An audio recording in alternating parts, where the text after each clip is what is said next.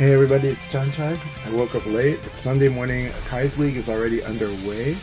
Um, the first league battle is just about to finish, and so we will join Akai very, very soon.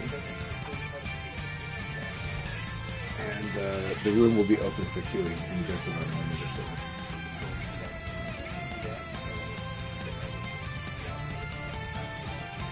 So right now I'm just setting my usual stuff on Twitch, and then we'll be good to go. We'll be very good to go. I'll be very running cold. I probably gonna need time to warm up. I don't expect myself to do well in the first league battle, but it should be fun, and I'm there to have the good community times first. Yeah, one more game. Just see here. Alright, let's set to Virtual Fighter. Yes, they are about to start their last league battle.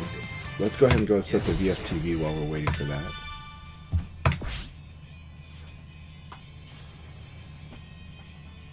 Alright, this is the final round, guys. Looks like they had a very good attendance on the first league battle today, so always happy with that. Okay, there we go. Alright. So right now, Akai is finishing his league battle with a fight with Setsuna, so excellent. That's a really good way to finish a league battle. It's always nerve-wracking when that's the one that's at the end. When it comes to Akai, Setsuna, and myself, the three of us, the three commentators of the podcast, we our matches are pretty mixed. You know, we have a good win-loss against all of each other. So, you know, when it's very common that it ends up being like the last battle or last couple battles. So, yeah. Or at least it feels that way. Maybe because that's the one I'm more nervous about. Setsuna plays in a very hard counter style with his Akira, so he goes really hard trying to punish one of a couple of things. Actually, he punishes like 3 things that I do. And that's what makes it very hard. It's very much tailored towards cutting off what I like to do. It's a good Yomi approach. It's a good, you can count on Chanchai doing these certain things, so I'm going to counter them kind of thing. But then, whenever I try to change it up, try to play a little more, like, less risky of that, I guess, or I try to avoid the tools he's trying to counter, he ends up killing me with something else. So, or incidentally. So it's one of those where I just need to lab, like, how to really cut it off, or to cut off the logic of it. But I do feel that the logic is directly trying to counter what I like to do. So it renders certain tools. It renders the most basic tools actually pretty heavy on risk.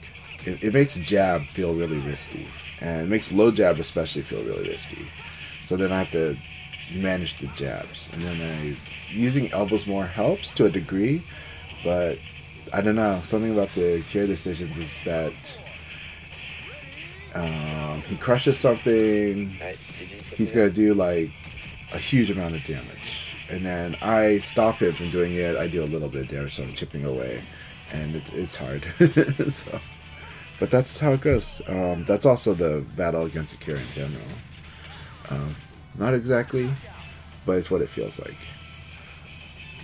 But if I did get better at breaking stagger break against shoulder ram, that might be one thing that would mitigate it a lot, because it would make. But shoulder ram against the side is pretty brutal, and that's actually what I'm getting hit by a lot. If I evaded 3 people's K, be better. I'm gonna go join them. We will join them now.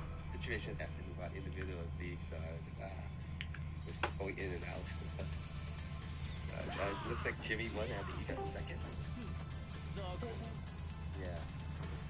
Like, as a fucker, who else is 9-3? I think he's the only one 9-3. So look at it's Jimmy got first, you got second, and SF Pucker got third. Okay. Bruce is playing against Condor right now, and after this league ends, I'll set things up, but I have to go away from keyboard. So could you check on yeah. So I'm going to want to add. When do you want me to start the 5 rounds? Give it about once the ad ends, I'm not sure you're watching the stream or not, because We're if gonna not, turn the stream on. yeah. If not, just wait about 3 minutes, and then start the 5-match countdown. Fantastic. All right. Thank Sounds you guys good. for playing. If you guys. Hey, Chan. Hey, Chan, how are you? Doing good, doing good.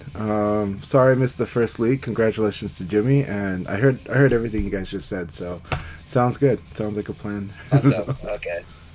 All right, so you guys can help me do this. Thank you very much, guys. I really have to AFK now, so let me go put myself as spectator. All right, so room should be available for people to join the room now. Passcode is 0218. 0218. All right. Okay, and I'll be back to get things fixed here. All right. All right. Oh, I think. Okay, it is unmuted. They should be able to hear you and Chan Chan's voice. Okay. All right, excellent. So everyone hears us okay. Good to see everyone. I saw some really good fights there at the end. And again, congratulations, Jimmy. I know that it's during ad break right now, but hey, Jimmy. Anyways, hope everyone is having a really wonderful Sunday morning. Same to you, brother. Yeah, so let's see. Oh, avocado meat made it in. Yeah, glad to make it in. You know, I was playing on the PlayStation Portal way too much in the morning, so It's fun, isn't it? It's fun. It's awesome. I mean, for my use cases, it's really awesome because I get to play anywhere in the house. So yeah, I wish it had the rear paddles. That's my only gripe with it. Oh yeah, aside compared to from the that, DualSense it's Plus, like- yeah. Yeah, I'm just too used to the DualSense. What's his name? The Elite? Something? Yeah, I'm used to the back things. Yeah, you're used to we'll call it the Pro Controller, just so that everyone knows we're talking about the Pro Controller. But yeah, it's a really good, yeah. So let's see here. It's nice to take breaks with secondaries. It really is, yes. I know now Strawberry is responding to Silverbolt and Jimmy and Paul's discussion here. So yeah, of course we're in ad break, so what we say is not going to be heard by many until people watch it on YouTube. Yeah, focusing on matchups helps a lot actually. Even though I do say that this game is more system first. J Thor just chimed in on my Twitch saying Water Lily is his favorite FGC event. I definitely feel it. We like J Thor it's been a wonderful time having him over, and it's it's really community focused, and so when you have active, good-hearted community, it's like the best. And I can tell you that at Brooklyn you have those vibes as well. Portland you do, but we kind of have multiple events running, so each event has its own vibe. But I can tell you, Setsuna and I could really feel the good community vibes when we were at Brooklyn Arcade last year in New York. Oh yeah, 100%. So like the people that run the venue and the regular at the venue, the regulars, they all look out for each other, and it felt very safe.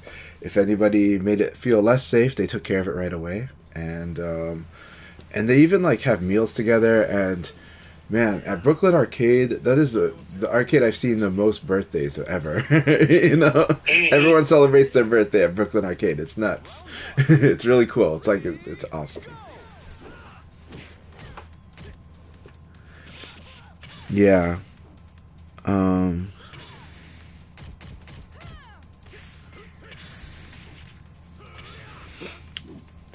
So even though we're still in ad break, I'll repeat some of what Jimmy's saying on his tips because he's talking about Vanessa. It says Vanessa's counter game, which is mainly the defense stance, is the counter game, only works if you know a lot of moves from the other characters. It's kind of true because if you play it in a more general sense, it's the risk reward is kind of bad, meaning it's not profitable, right? And that's like the hard part. It's hard because you may feel good winning a lot of situations with it, but you're not getting much profit. Whereas if you figure out how to play profitably on your mid and throw mix-ups, playing profitably goes like a huge way and allows you to rely less on so much detailed knowledge. That's actually why a lot of people will say that the Vanessa offense stance, if you get used to using its tools, is much stronger, right? It's the defense stance is countering a lot of what your opponent can and will do, but it doesn't do it very profitably. It does it at a very that style of game doesn't want, like, it's very just not that profitable.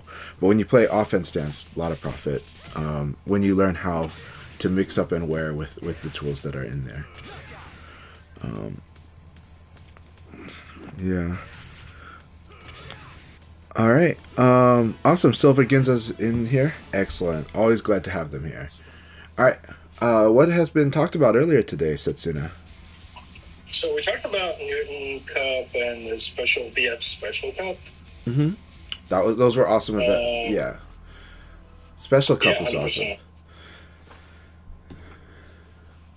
Okay. Excellent. Well, it's good stuff. I think, I don't know about you all, but for me, February's been a very, very busy month. It's been busy for family. It's been busy for kids' school. And then it's been busy with a lot of different games that everyone's playing, So it's really happy to have, as we approach the last half of February, having like a lot, the room getting filled up again and a lot more people back on Virtua Fighter. But again, I'm still loving a lot of the games that have come out. So it's good stuff. Yeah.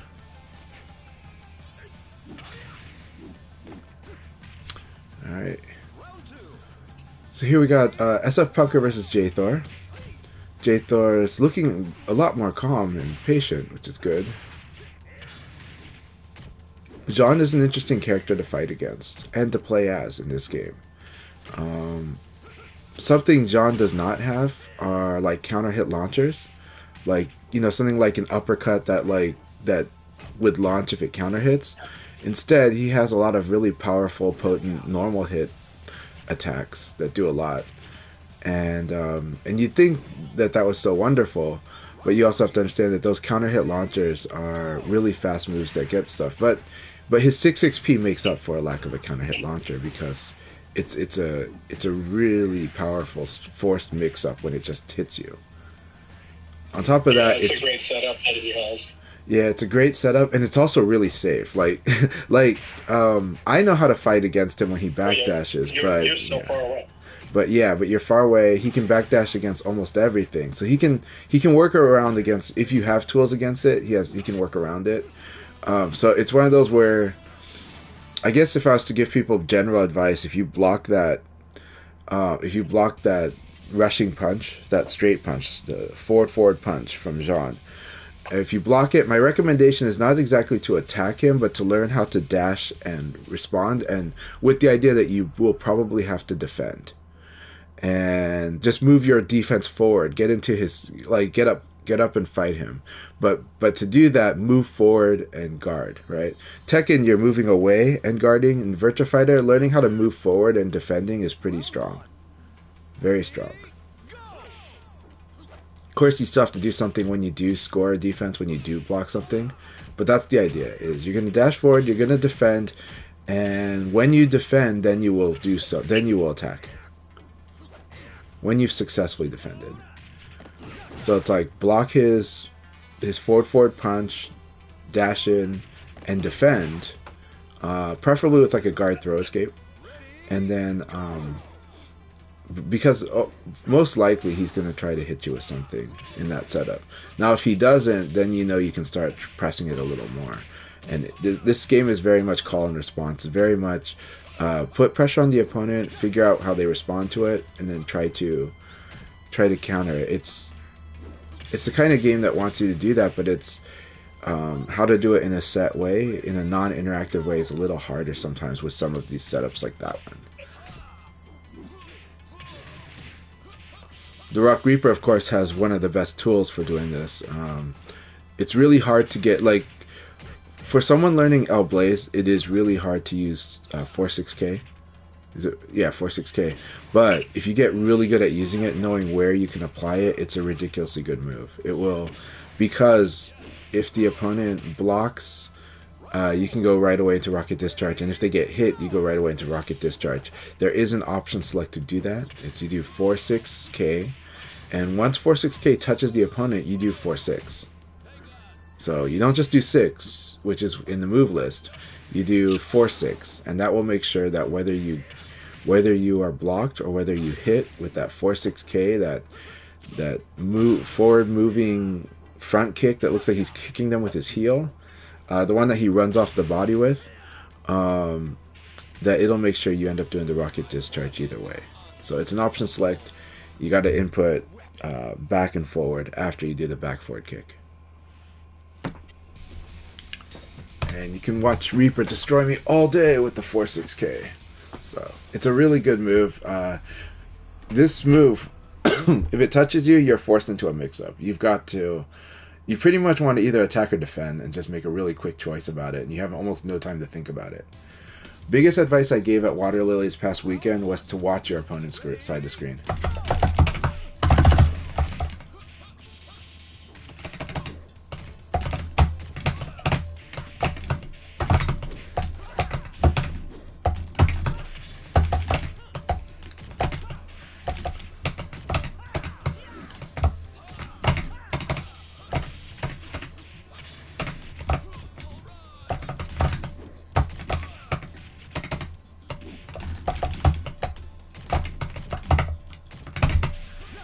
Good. I went with a slow thing. He just went with straightforward. So we'll play this way. This is what's fun about fighting Reapers. He's gotten more into doing moral play, which is very good.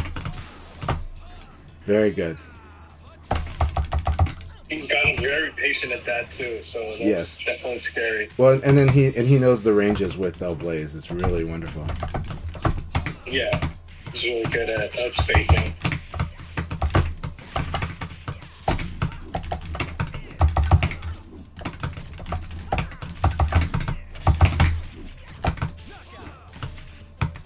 Right there, good moral play right there.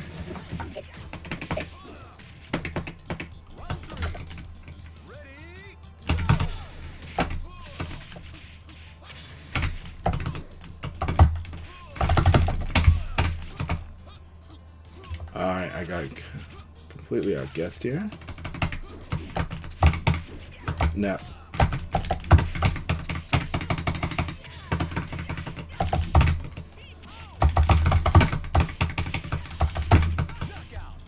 Alright. This is a really good way to wake up. So.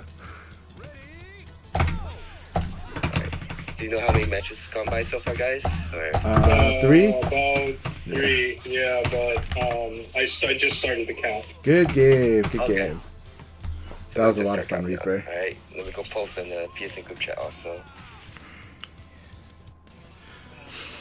So another thing to understand with Reaper's El Blaze is his understanding of the ranges. It's really important to know that El Blaze is he can be tricky to learn how to play as and tricky to learn how to play against because his mid-range is a little weird.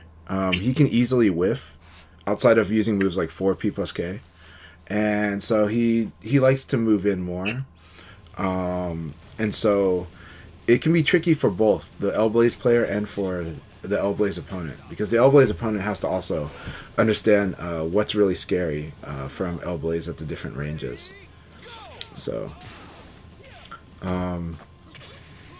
he's a little more restricted at the mid-range than a lot of other characters, but Reaper's accuracy makes it not look like that, you know. So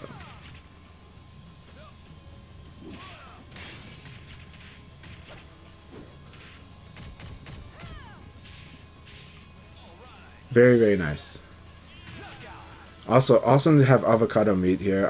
I've been enjoying avocado meat being in this community, so I think this is their 3rd week in the league. So. They participate also during the weekdays. So I think the first time he showed up was on Chinese New Year's Sunday. So this will be his 2nd Sunday. Okay, awesome.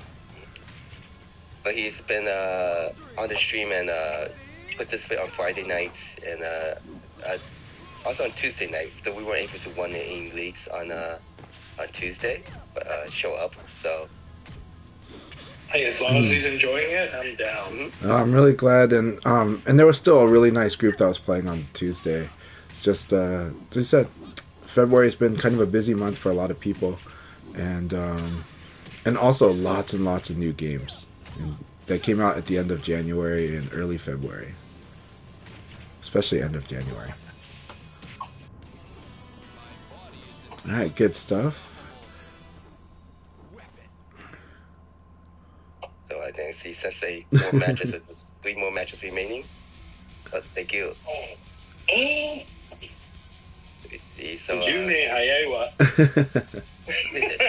So J Thor said we almost convinced him to get Uni 2, but yeah, Under Night In-Birth 2 is amazing. However, yeah, stick with VF. VF is the best. So, but yeah, you and I, Under Night In-Birth is, for lack of a better word, like if you enjoy it, you can enjoy it. But there's a lot of just watching people punk you. If people get the drop on you, it can get destroyed easily. It is the thing that does make it harder. It is still an anime fighter at its core, but it's more grounded. But like a lot of anime fighter, you're gonna kind of learn a lot of how people pressure you. Like, in a way, it's weird because you're learning a lot of how people will block stream pressure you. And then once you finally kind of figure that out, and once you're defending enough, they're gonna start mixing up because they're gonna want to crack you. And then it has a lot of mixing up, but there's kind of a knowledge. I don't know. Knowledge check is not exactly the right word. It's like a flow check. It's like a flow check that starts at the beginning, you know. Yeah. But then there's all kinds of other stuff. Of course, like a lot of anime fighters, though, there's a lot of what does this system do? How do I use? What is the Vorpal system? You know, when do I use this? So it is a little knowledge heavy. Actually, like a lot of anime fighters, is pretty knowledge heavy, but it's really fun. Virtua Fighter is hard. It's hard because it's mastering the system, and then there's a lot of details, and understanding those details can be a bit. But mastering the system is what yields the results for the wins in this game in Virtua Fighter. But it can be tricky feeling it. It's like once you understand it, you're like, oh, it's very simple. But when you're learning it, it might be less intuitive, right? It is 100%.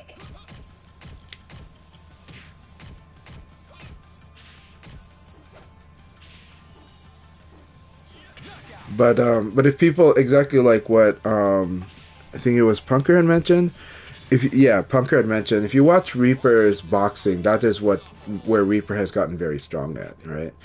Similar to like Bruce the Beast has got very solid, really good boxing.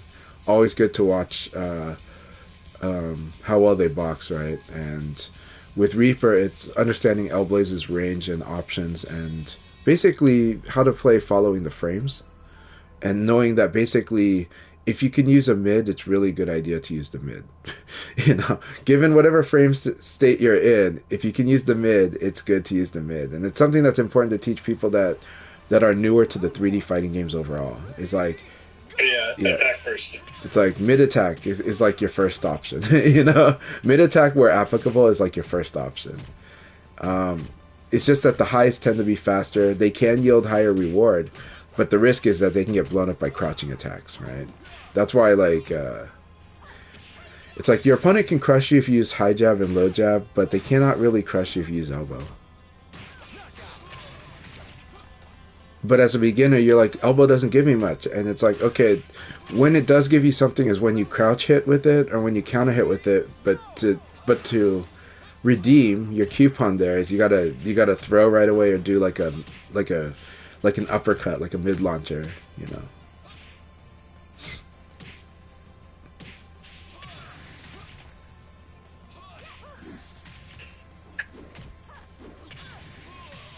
So getting used to the whole like elbow counter hit into throw or elbow counter hit into like Sarah's 3P plus K is a good thing. It's like helps you with that, but it takes a while to get used to doing that against opponents.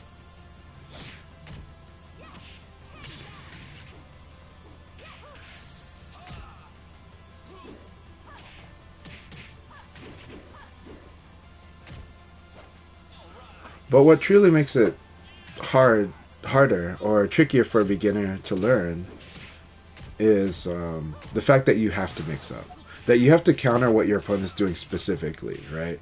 A lot of games it's like, just do this, it'll probably win. Just do this, it'll probably win. And you can kind of do that with the mid attacks in this game, but it might not win big, right?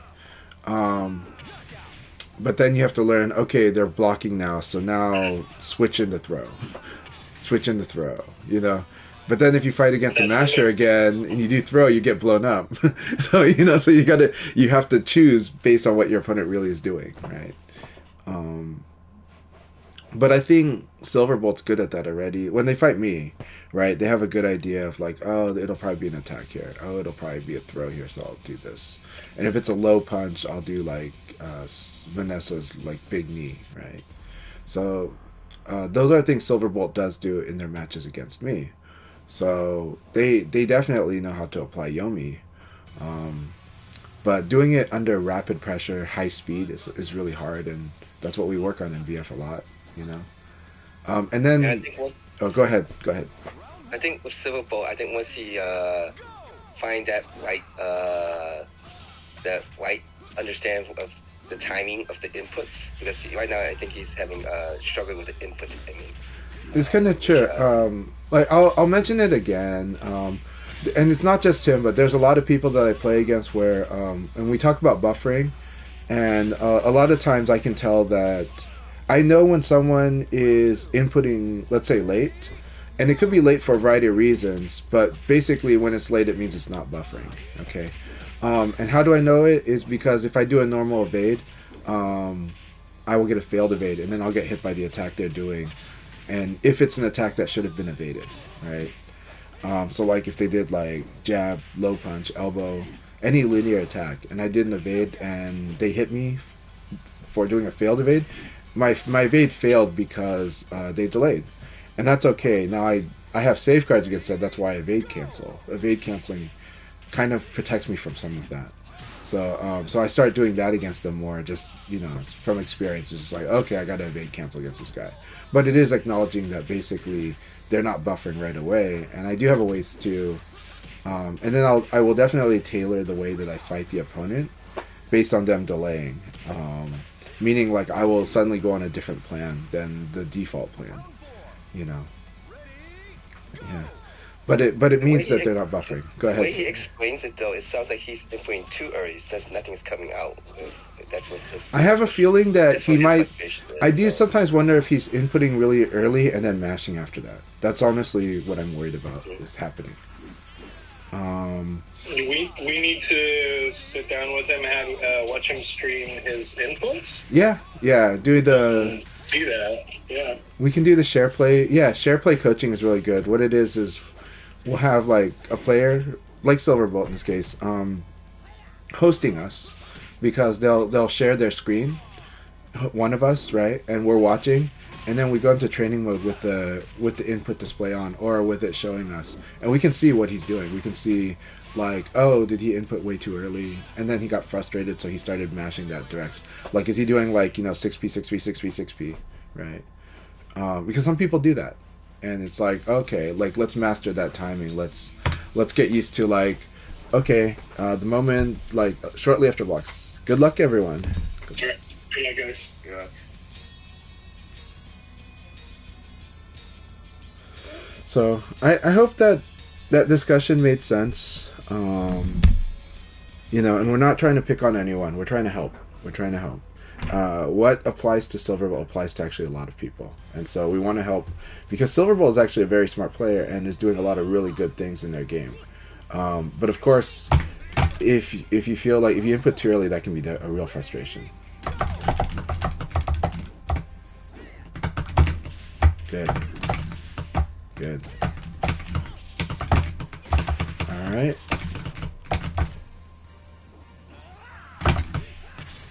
Very nice.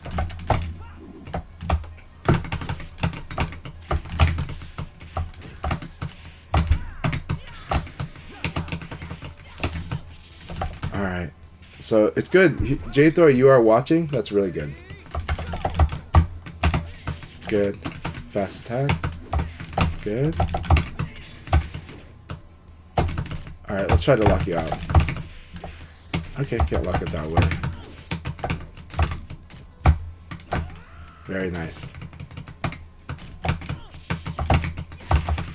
This is just that you were a little slow. If your rising attack hits, you can do an elbow. That's what you can do. You can do an elbow. If you do anything slower than that, there's a good chance that I'll hit you if I do like a fast attack. Now, if you counter hit, it's different. If you get a counter hit with your rising attack, then yes, you can do quite a bit.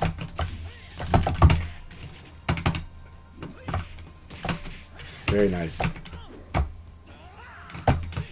Very nice. Alright, let's do this.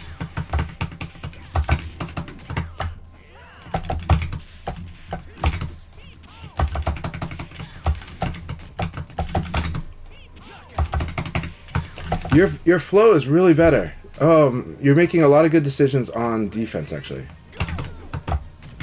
And you're using the range very well, which has always been your strength. Always been your strength there.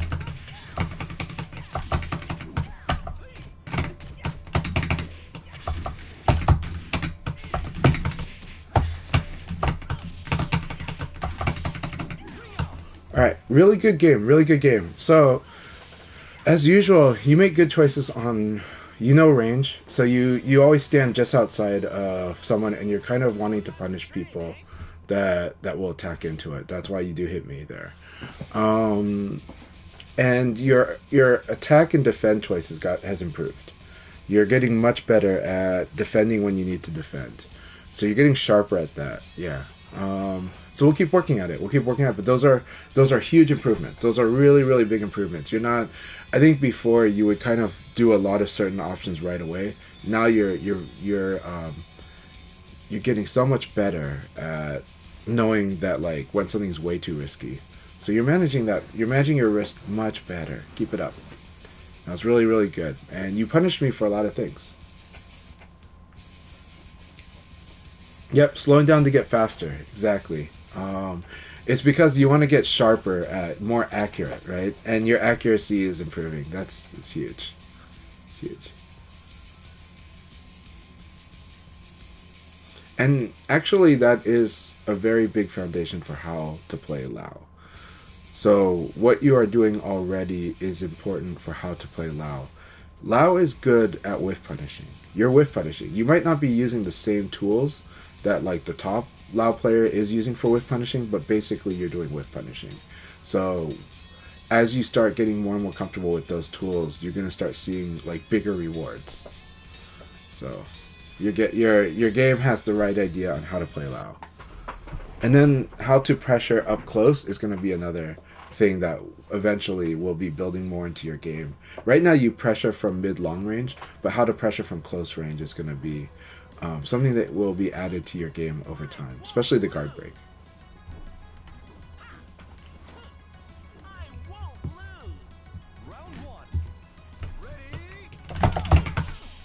All right.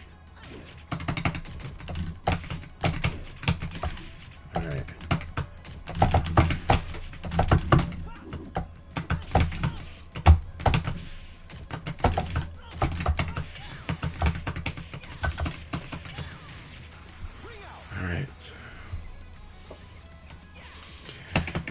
So good to see Silver Ginza here.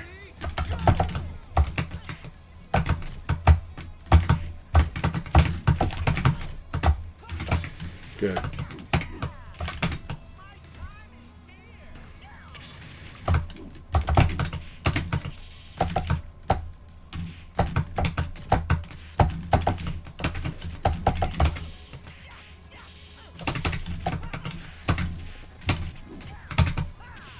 Alright, very good round. Very good round, Ginza. Okay. I like a lot of what Ginza does.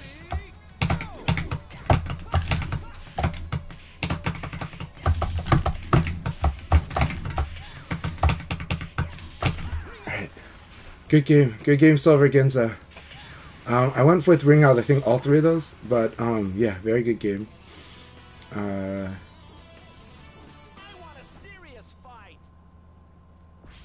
Really nice openers. Yeah, I enjoyed those fights very much. I failed evade a lot. So with Ginza, I think we fight like a lot of neutral, right? Yeah. So it's a lot of mixing of buffer and delay and patience. And I got to be very careful about that. It means that evade is off the table. Evade canceling is on the table, but evade itself is off the table.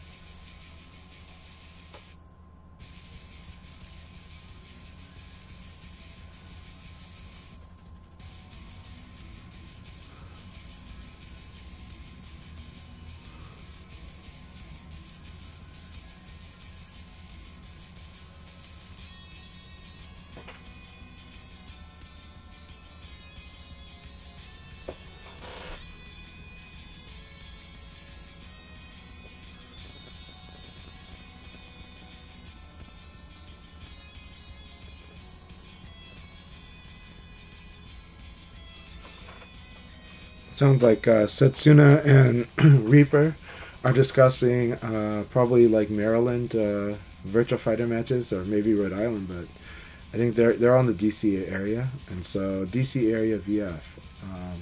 I think it'd be awesome if we get more DC area Virtual Fighter offlines going on there. There's a lot of good players in that area.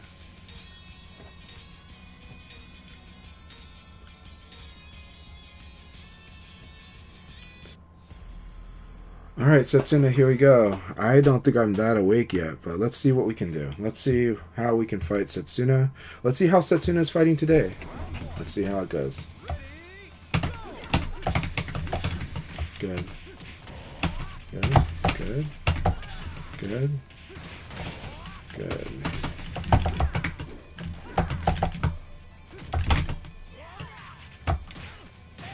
Good. Setsuna's not in the chat. Only during the intermission. Not during the. I turn off the chat. All right, I gotta try to focus on the fight. But it's good to see you, Nero. He's not in the chat though. If you want to say something that you don't want him to see.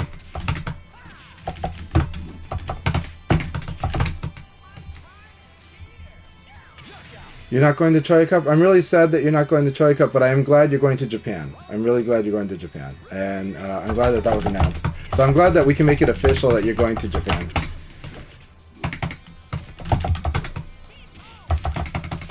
Yeah, but I'm really happy about Tetsuka also made the announcement too. Alright, he's doing this. Now I gotta fight. Good.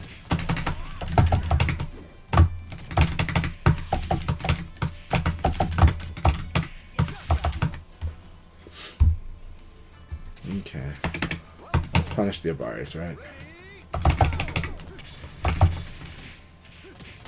And he switched that direction. Okay, good.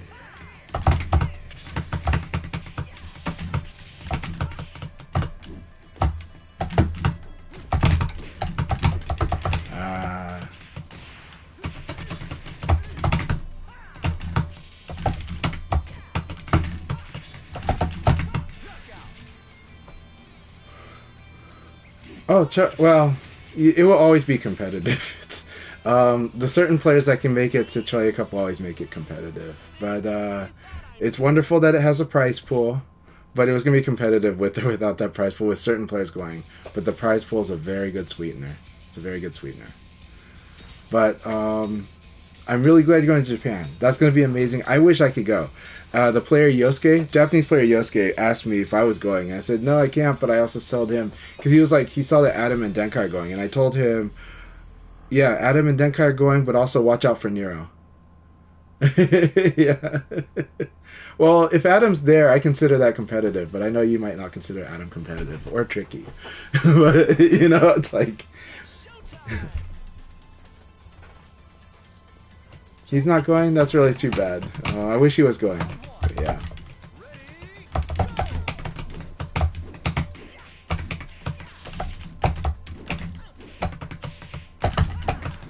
But, so GT's not able to go to Japan, though?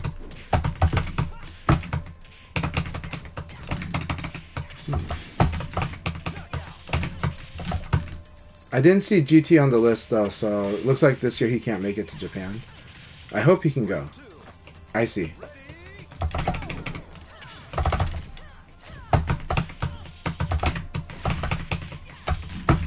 Alright, so avocado meat. Right now, I am going to be using frame advantage against you. And... Right. There we go. Good.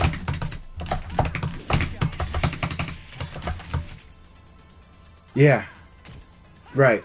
So, well, I mean, it's already been confirmed. It's you, Denkai, and Adam. Yes. And Havoc is going to be there, so I'm glad that he's going. I know I'm not talking about the competitiveness of Havoc. I'm talking about that it's awesome to have another player like Havoc going there. And I'm really happy that I'm going to see Havoc in Hong Kong. Thank you for the battle, avocado meat.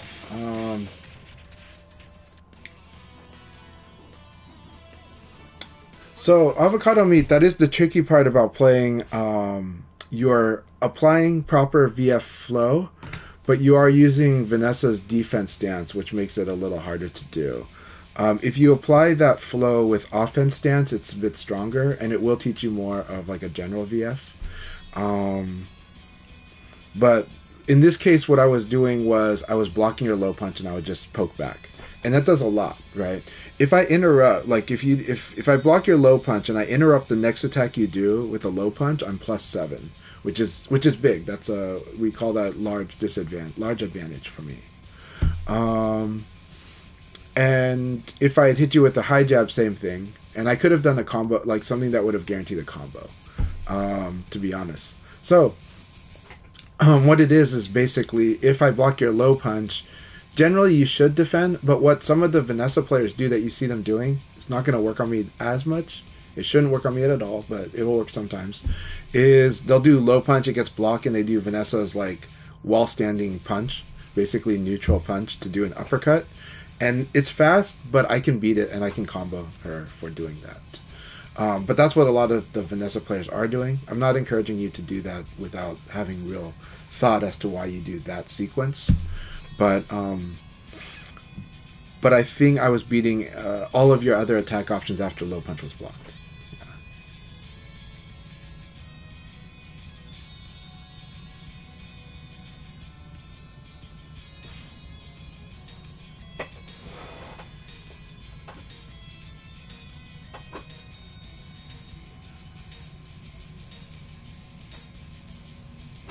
Okay. Yeah, Nero, you can teach avocado meat. Nero is very good at intuition and is very smart. He's very sharp, so he can teach better. He's better at playing me too. Okay.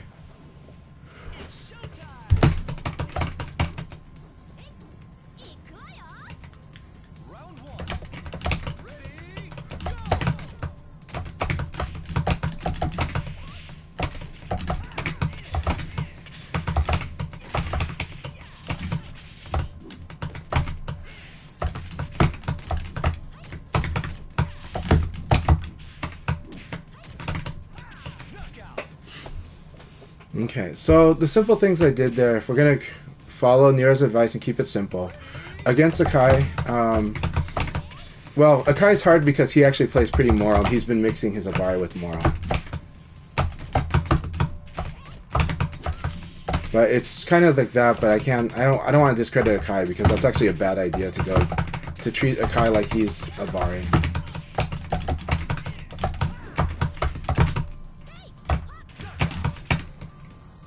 It is very simple. It is.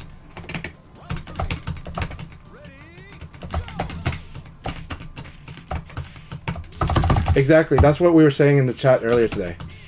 I don't know if you heard that part, but that's what we were saying. We were saying it's just simply that it's simple. The hard part is you got to read your opponent. And so what you do has to be built on what your opponent's actually doing. God, really? And so if your opponent is blocking, you throw them. And if your opponent is attacking when they shouldn't, you attack them. And you can use attack as a default because generally if it's a safe attack, then you're like okay, right? And so like, and that's why I was saying basically wherever it's frame appropriate, or like in general, mids are good. We can not even say frame appropriate. Then people are like, why am I losing? And it's like, well, why is this thing working? Because jab is plus enough that the elbow is a good attack after it. Yeah. And so what I was doing against Avocado Meat was blocking his low punch and attacking him right away. Because even with Vanessa having attacks that win that situation for them, it's not enough. Like if I simply low punch back, she has to crush the low punch, or she's gonna or her attack's gonna lose. Right? If I do an elbow, that's sufficient to beat most of what she does. As long as I do it right away. As long as I block that low punch and elbow right away, that should beat most of the things she's going to do. That's not blocking. Can she Sabaki it? Yes, she can. Should she? That's up to her. But that's up to her and the risk changes. Yeah. Yep. Exactly. Yeah.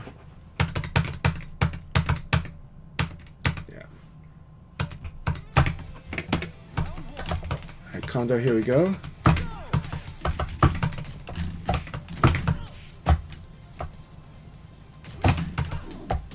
That's right.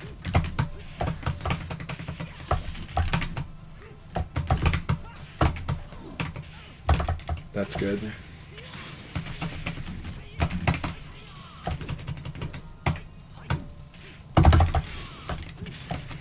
Anyways, I'll focus on the fight because Condor does get into my head with this basic lay face set play. And he does mix between weight and pressure, so we'll be very careful.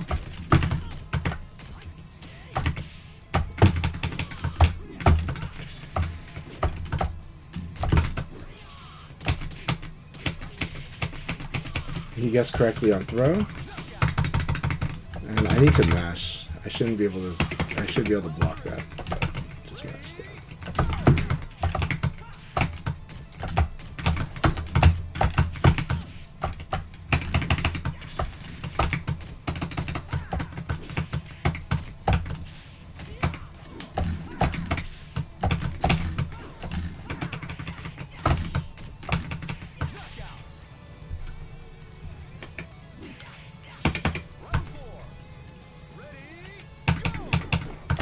Yep, that will still lose. I shouldn't try this.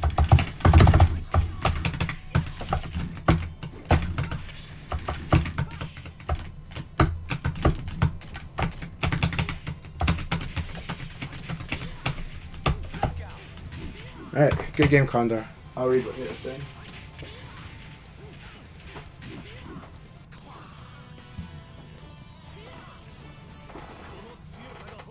And test what they do after an evade is successful with your jab. Yes. Condor's interesting. He's either really waiting or not, and so it's good. He's making choices. And I kind of he's like, okay. He delayed, didn't, but yeah. It's all good.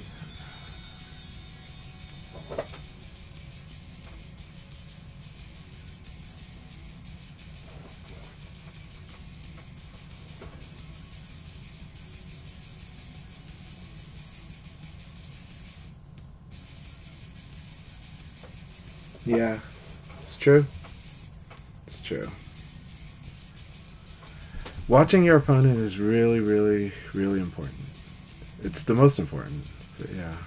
And like Nero says, doing nothing a lot of times is better than just randomly doing something.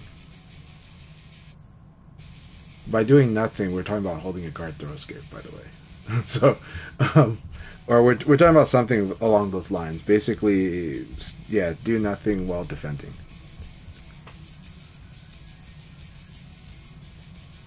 While maintaining a defense. It's probably a better way to say it.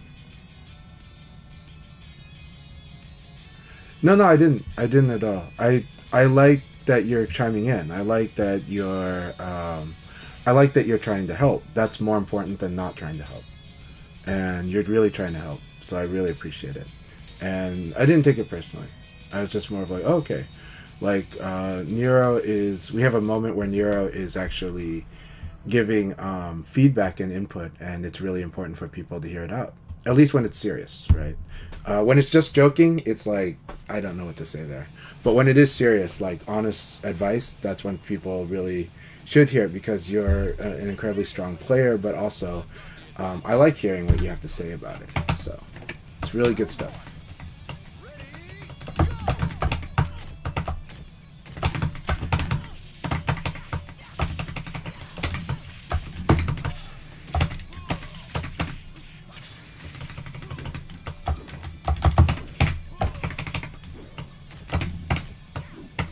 Yeah, he's gonna punish the high. Good, got it.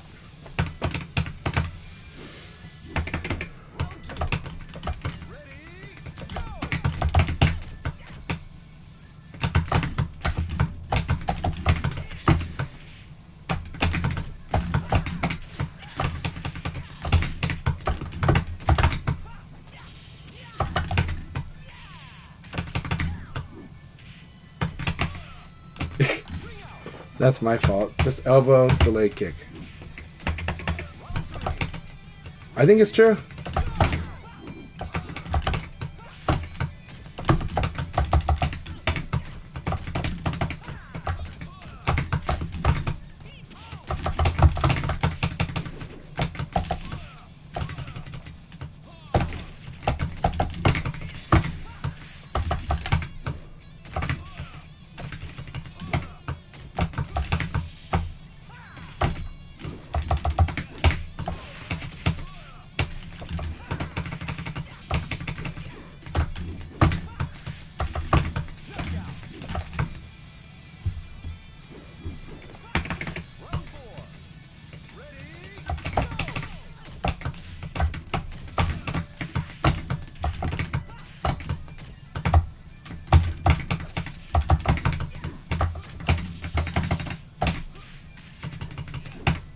100%. That's why when I teach, I'm talking a lot about other fighting games.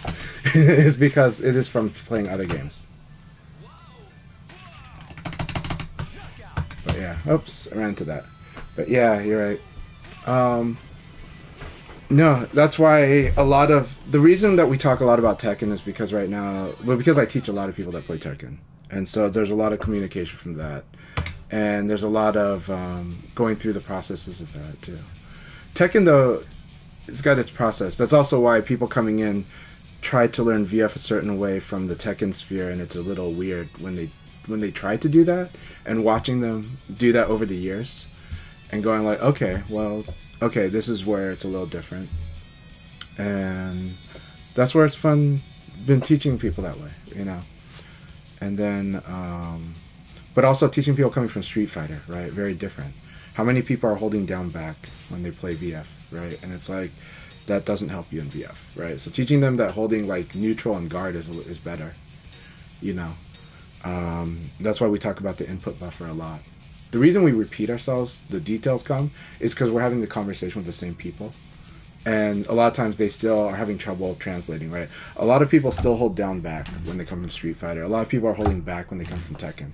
Yeah. 1201 is awesome. That one you have to really go neutral, though. Tekken 3 is awesome. Tekken 3 was the first Tekken that felt very smooth. Like, it felt very smooth. Tekken 1 and 2 do not feel that smooth.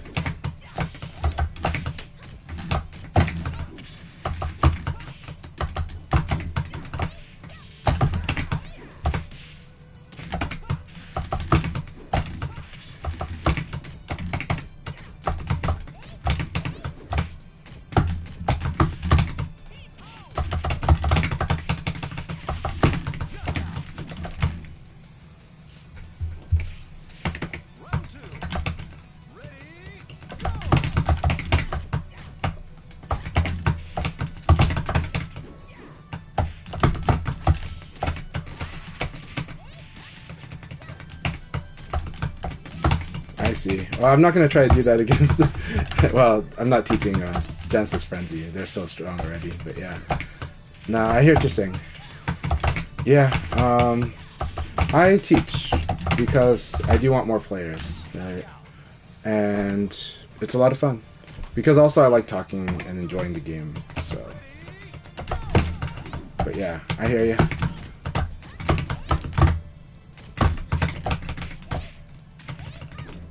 I'm really glad that you're giving advice today. I really like it when you give advice.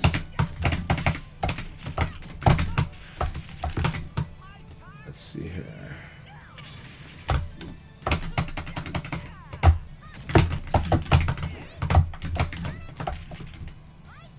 Okay, 1 foot down.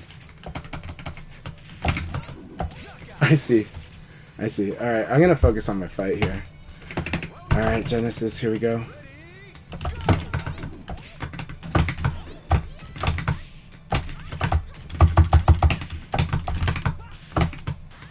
Good.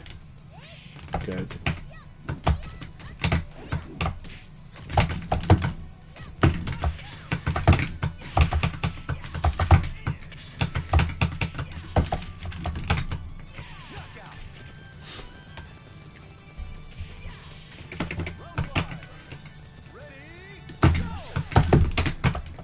Thought that evade.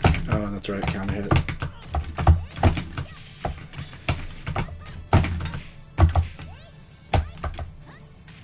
Well, I'm not. They're not suiciding right now, so yeah. No, they stopped doing that against me.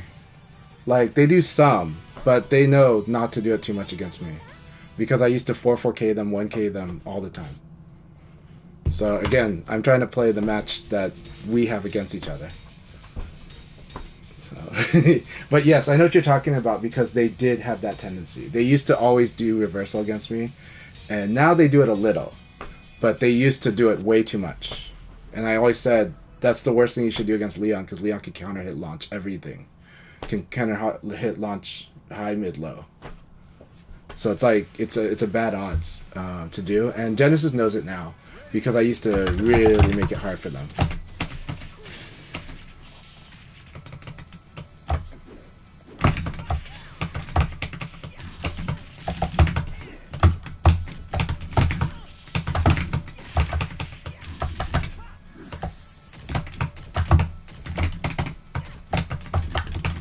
Yep, nice.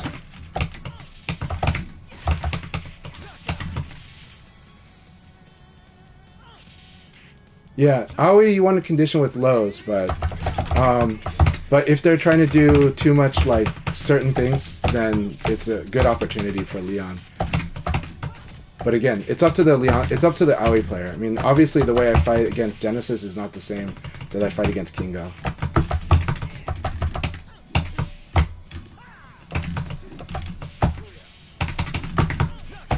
Oh, that was a mistake. Okay.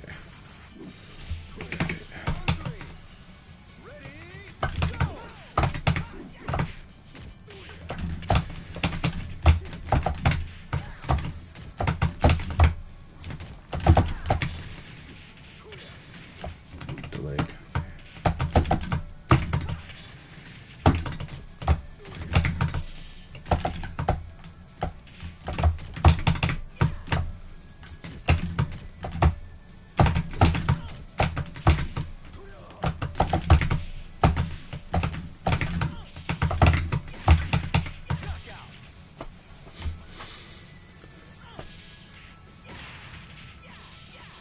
But right now I am following a lot of Nero's advice while I'm playing right now, so it's good stuff. It's going very, very well. But I'm trying to illustrate what he's doing and follow his example or his guidance. Though the reason that I push back on the Genesis Frenzy is there's a meta game between the two players. Genesis Frenzy and I have fought enough to where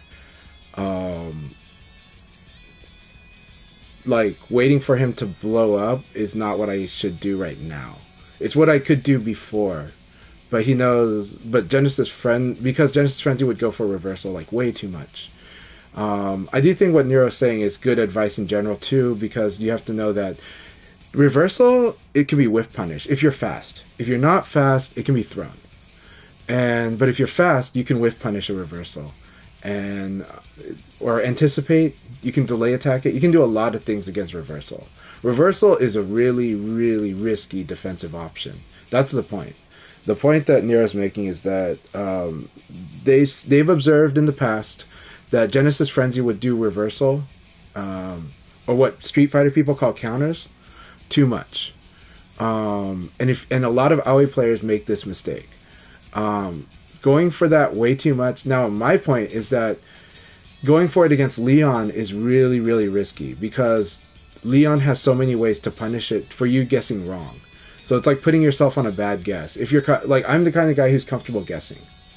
But if you want to play with certainty, it's already weak. Reversals are already weak to throw and already weak to delay attack. And delay, they're like weak to a lot of things. And then they get very conditioned. Like if the Aoi likes to use it, you condition her with low attacks. You just do a lot of low attacks until she finally tries to do that. And then every mid you do blows her up. And throws will blow her up. Right? So you want to get her to doing low reversal. So, yeah. Yeah, I am, but also I play a character where there's a difference between playing Jackie and Leon, right?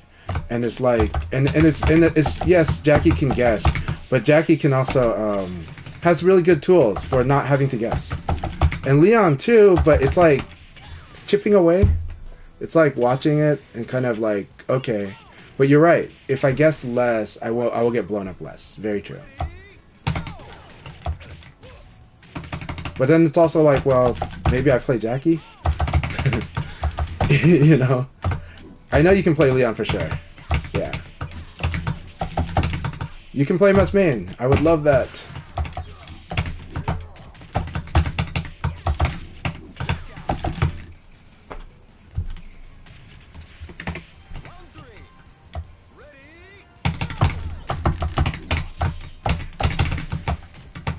Yes, it is. 1K is so good.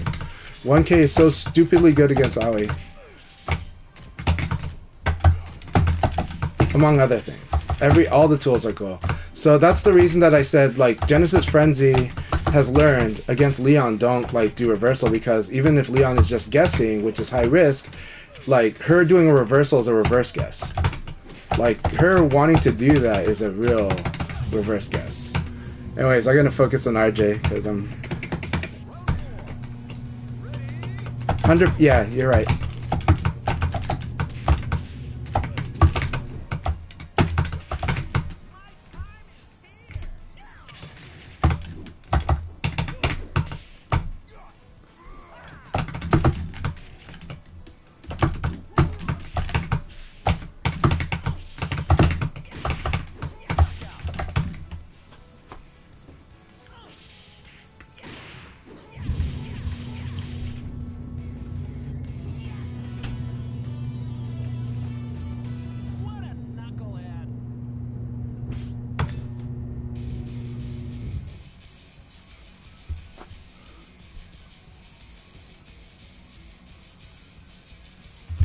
Alright, Condor and Sonic Win. And let's see, Setsuna up there? No. So, alright. This was a really fun league. Really, really fun.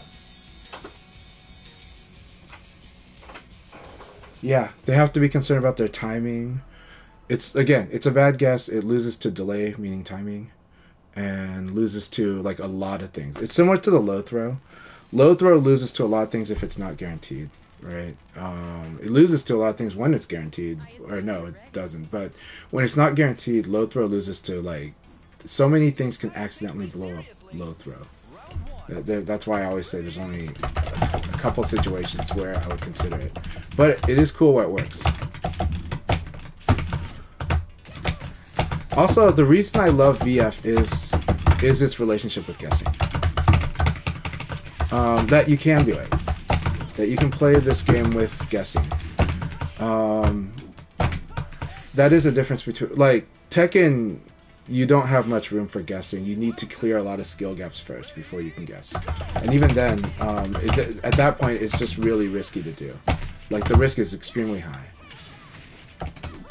And that's what makes Tekken awesome, though, is feeling these skill gaps. When you play Tekken and you learn Tekken, feeling the skill gaps is really cool. Feeling like, oh, I should have whiff punished that. Oh, guard punish first. Oh, I should guard punish. Then the feeling of, okay, if they do predictable highs, like crouching while standing launcher is really fun. You know. For me, VF is fun when you learn how to guess, but it is really fun when you don't. You can do it both. That's what's awesome, and it's really good. And at the higher level, you need to guess a lot less, for sure. Like, you need to know the situation better.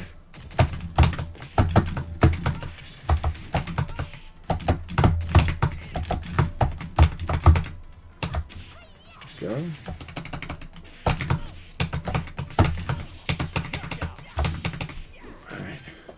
Alright, good game, Silver Bull. This case, these are all Abaris. These were all you got hit and you wanted to crush like the low punch, but because I used a high punch, it beat this flip kick. And yeah, using the frame advantage. So, but I did see that you were wanting to use attack right away. Congratulations, Genesis Frenzy, on taking first place, and I think I got second, maybe. No, but we got Condor still in. Condor could get second or first. So this is going to be cool. Condor might win.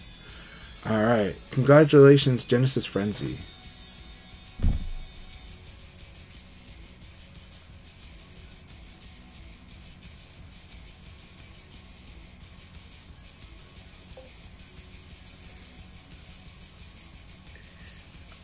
Alright. Hey, Akai, are you still there?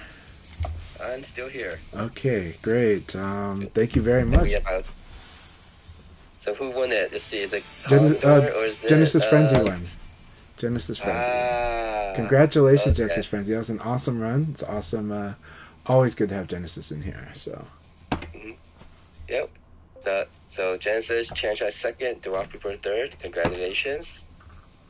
Who played the spoiler role against Condor? Because he was like right there next to Genesis Frenzy at the very end. Setsuna. I think they had the final battle. So. I think, oh, did they have the final battle? Yeah, I think that was the final battle. Setsuna versus Condor. Condor.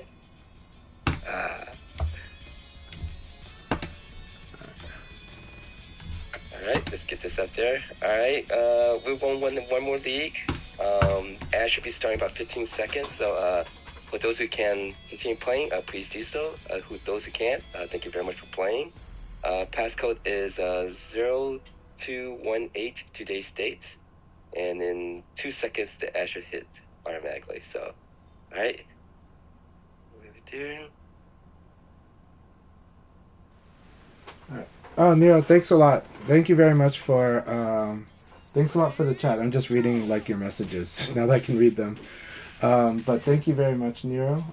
Really appreciate you chiming in, and your opinion does matter a lot to me, and I am thinking about everything that you said.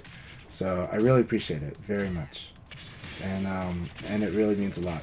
I am excited that you're going to Japan. And yes, what's that one last thing, Nero? Nero's been giving me a lot of advice on my stream, and he's also been giving a lot of advice to other players on my stream. So, but he says he's made it clear that he's only saying one more thing. So, yeah. Are we doing ads right now? I'm sorry? Are we doing ads right now on the? Not yet. Okay. Yeah. It automatically started right at the end of okay. the league. So, about 2 minutes or so. 2 minutes and 50 seconds and ends. So Nero, and people group chat. Nero's giving interesting feedback here. He says, "You remember when Aoki said he'd post VF information on a different Twitter account? Do I reckon the new game will not be overseen by him?" That's what Shadosha interpreted. Some people are saying that. There's a rumor that it's a lot of former AM2 employees that are making a new Virtua Fighter game. And that, so basically maybe it's something where Sega is like giving them the license to do it, but that I've heard different rumors, right? I've even heard rumors that don't expect the next VF game to look high budget. Is what I've heard too. So but they're all rumors. But there is rumor that there's a different team that's working on it, and that different team consists of veteran Virtua Fighter developers. Hey, Silverball, good to see you.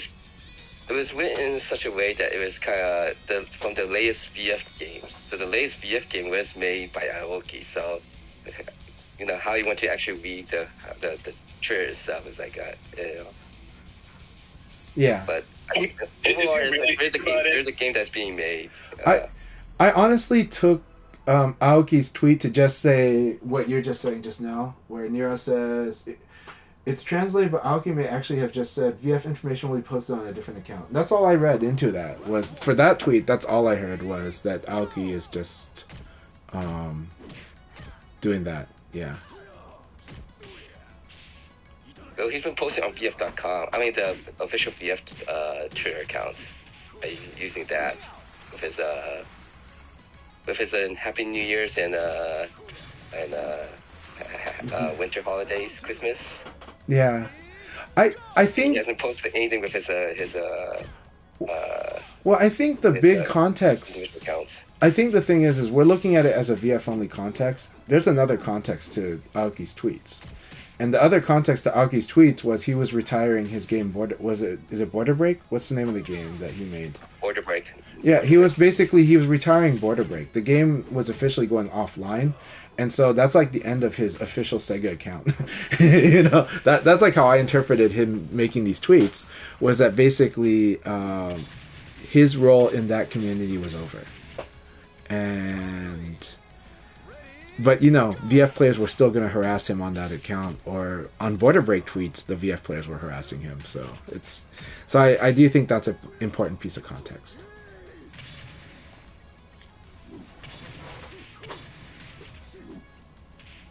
Thanks for your patience. The ad break's over with. All right, let's see who. All right, thanks for playing Genesis Frenzy, Silver Ginza, RJ, and welcome to Lucas Kyle. Let's see. What else joined?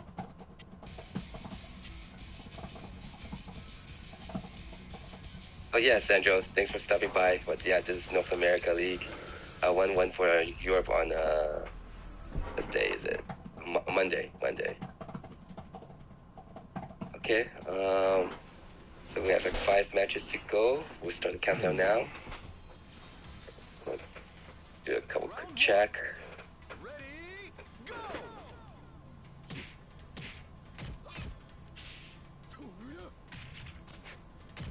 But one thing is, like, from the Special Cup, a lot of the Japanese players were able to give Aoki feedback. So in that sense, I do think Aoki is still part of the team that's making the next, whatever latest version of VF is.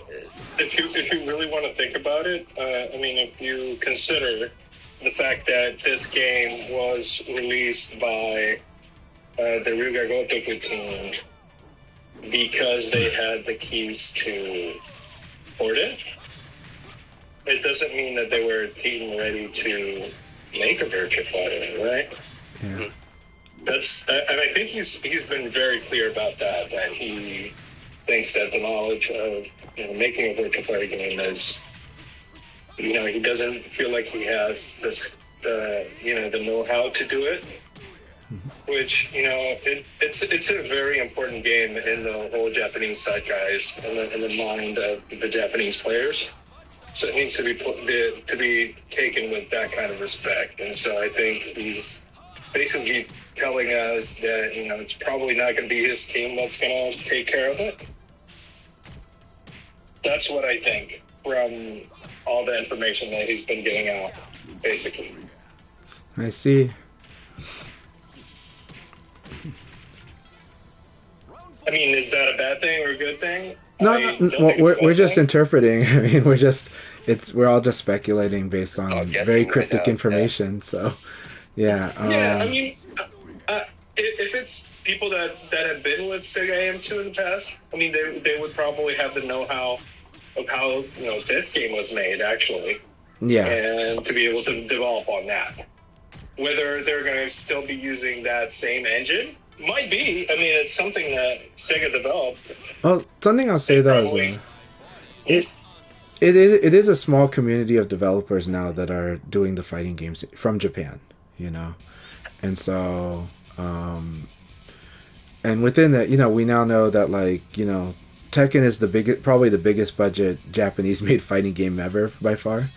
Um, and they, for their netcode consultation, they consulted with Arika, Yeah, and for and one of their main design guys is from Dead or Alive, right?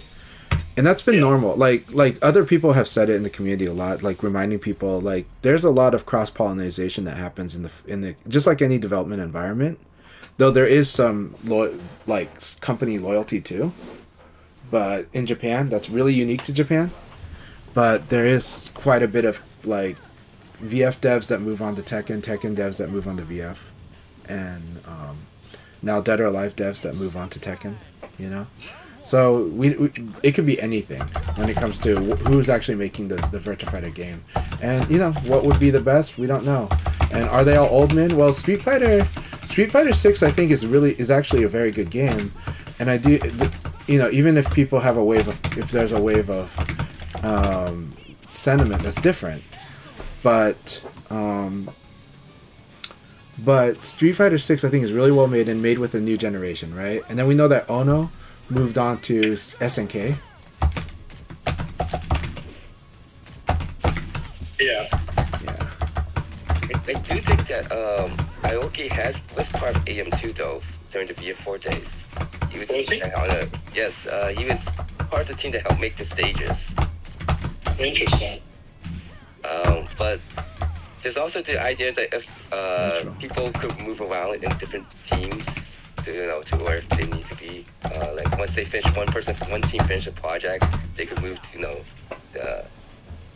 switch teams for wherever they needed to be. So the new VF game will be listed as RGG, but could be listed still as these people who were part of RGG.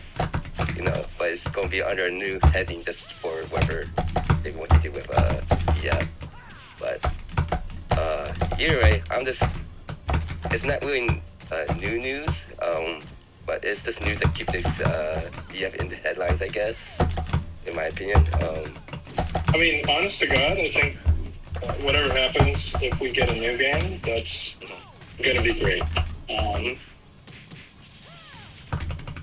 There are certainly always going to be old men that don't want to keep with the ages. every new game there's always going to be a disgruntled group. Yeah, which is fine.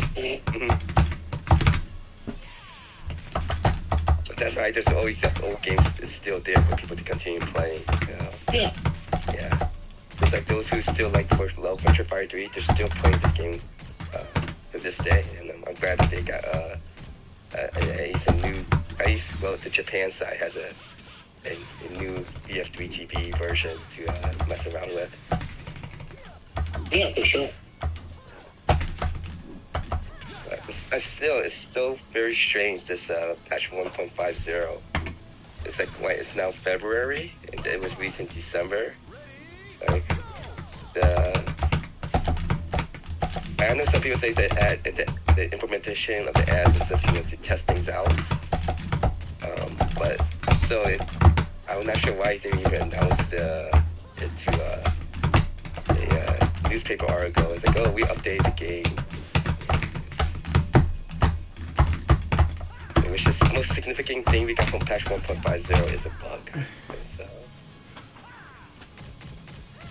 So avocado meat, I'm playing very hard. I'm playing straightforward defense and counter poking. But if you can get me to predictably defend, you can throw me when you think I'm going to defend. So it is scary to do. One of the biggest fears, one of the things to overcome in VF is getting comfortable throwing people in Virtua Fighter. Because, especially when attack beats throw, it feels very scary, right? And if you play against people that mash, then yes, throwing is bad. So it's about what your opponent does. But if your opponent is constantly blocking or evading, throwing suddenly becomes a little better. But it can be a bit tougher. Mixing in lows can be it, but lows are really weak in this game. So throws are a little faster than the lows, but it does feel insecure when people attack, right? I think there's a couple of ways where you can get used to that. if you start getting used to throwing when they would be moving to the side. Yep, sidestepping is the easiest time to get used to it. Yeah, I think that's... So like watch how like after like a low attack, a lot of times I will attack right after the low attack because a lot of low attacks are minus on hit. Like counter hit different, but when they normal hit, a lot of low attacks are just going to be minus, like -2 or so. And so a lot of times you can just low punch or elbow right away.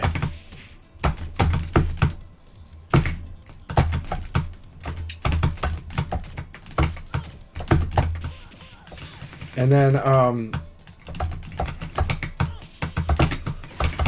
now if I think the opponent might respond slowly with attacks, that's when the counter hit launcher becomes really like cheating it with it, like doing it in a situation like that becomes strong because I think they're gonna delay. I think they're gonna be slow, right? I think they're gonna that's when like the uppercut is really good, right? Like this one was okay. I think he's not gonna buffer. He's not gonna buffer a 10 frame attack, or he's not gonna buffer like his response too fast. Then suddenly this uppercut becomes really good. But if he like responded with low punch, it would have hit me. He responded with jab, would have hit me. Elbow, well, Vanessa's version still probably would have hit me. Low punch, uppercut, right?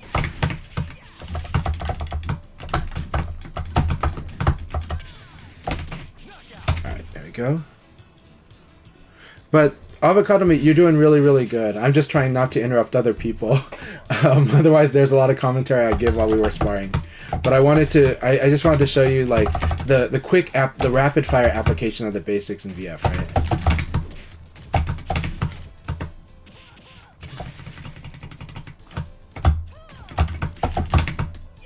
Yeah. So there's an update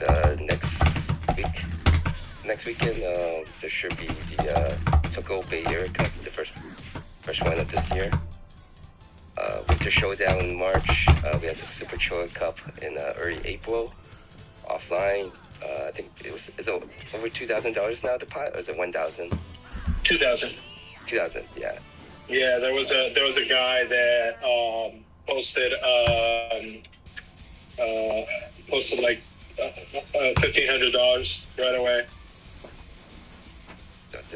So that being Brooklyn, New York, if you live or close to that area, that might be just something you should check out. And those who might be interested in attending it, this would be a good time to just look for cheaper hotels and stuff if you want to plan to attend. Then more recently, we had the in-actual exchange events, the VF party, organized by Tesco in late April, and then Fight Kingdom in Shanghai's area, northwest corner, early May, and Combo Breaker in late May. Yep. Let's see. So yeah, this. And of course we have Adam, Denkai, and Miro, referred by Tesco, will be attending to this event.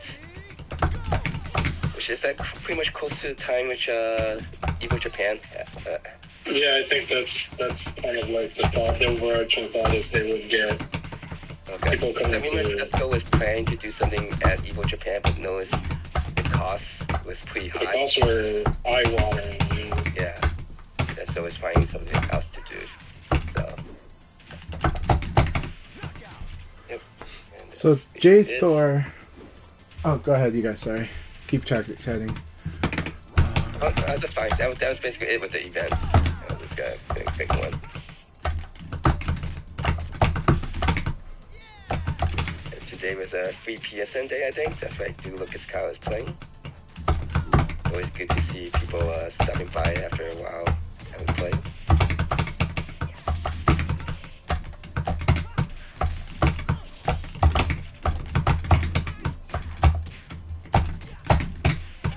Double check.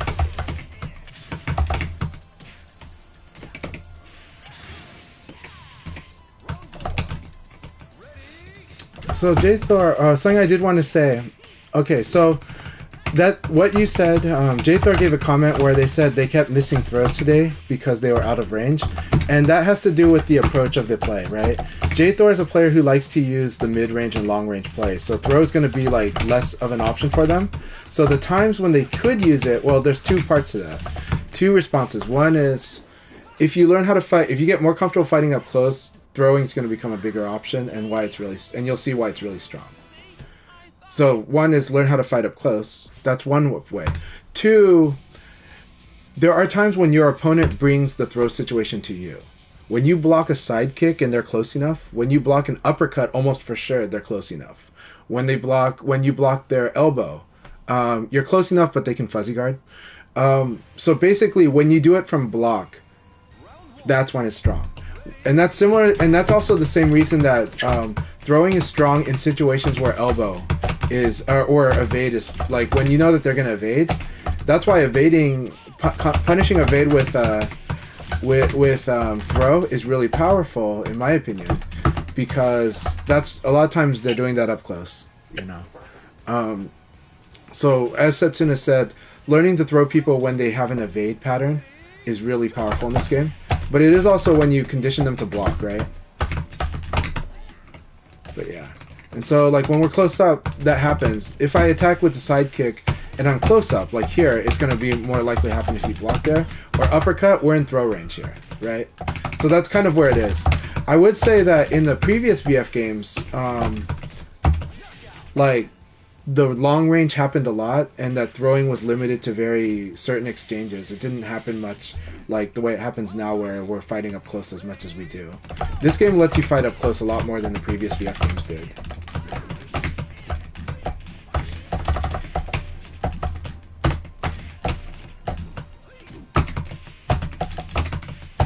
Very good.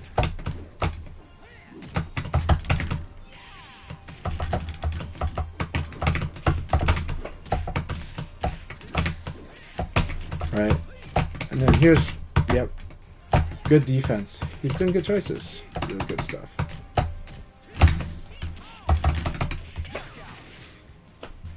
So this 1KK here is the thing that I'm like saying it's a big opening, because it has you need a counter hit for that thing to work like that.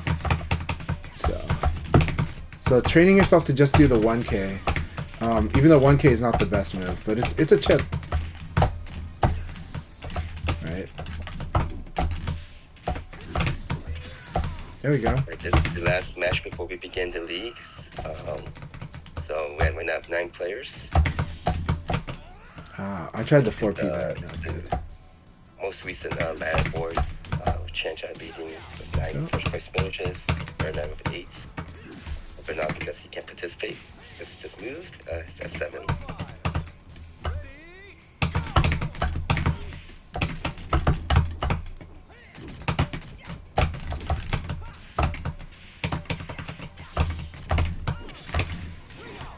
Alright, good battle, J-Thor. A lot of fun.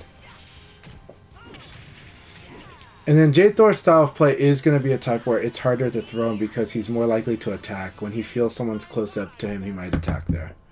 And so that means you just block more. So again, it's not about that like it's up to the opponent. That's what makes VF hard, is it's really up to the opponent. Means if the opponent blocks a lot, you throw. But if the opponent attacks a lot, you attack. Alright, good luck everybody. Cheers. Hey guys.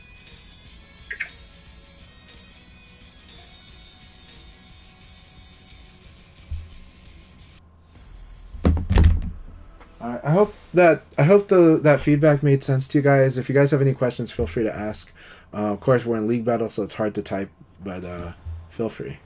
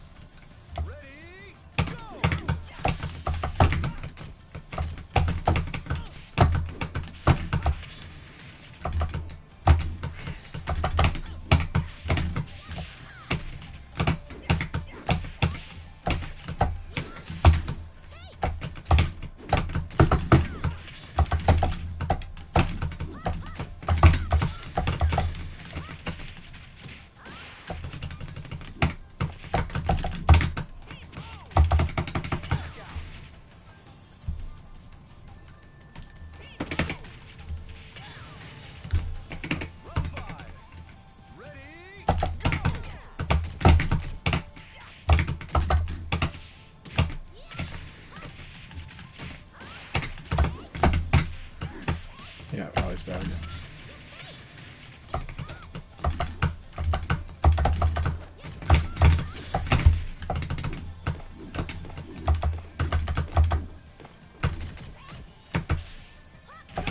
Alright, good game, good game.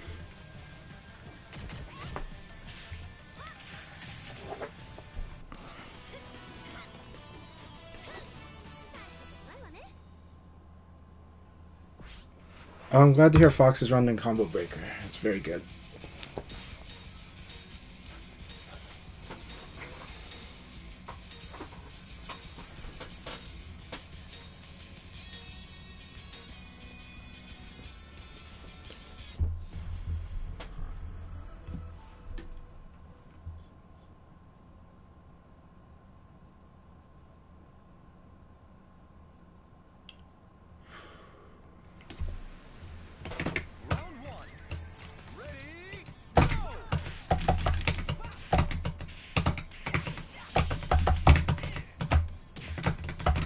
I attacked. Okay. Guard break, that's good.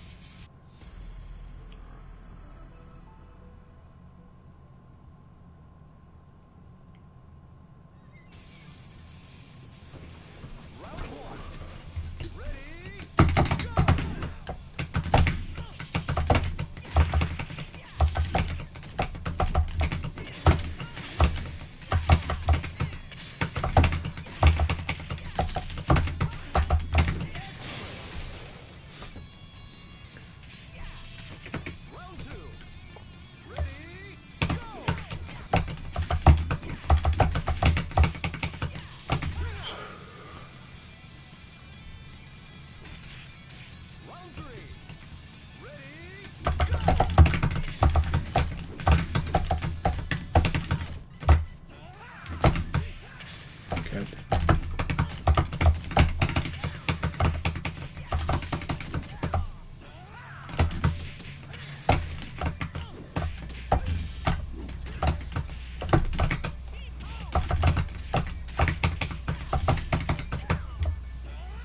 Very good. Alright, good game, J-Thor. Good game.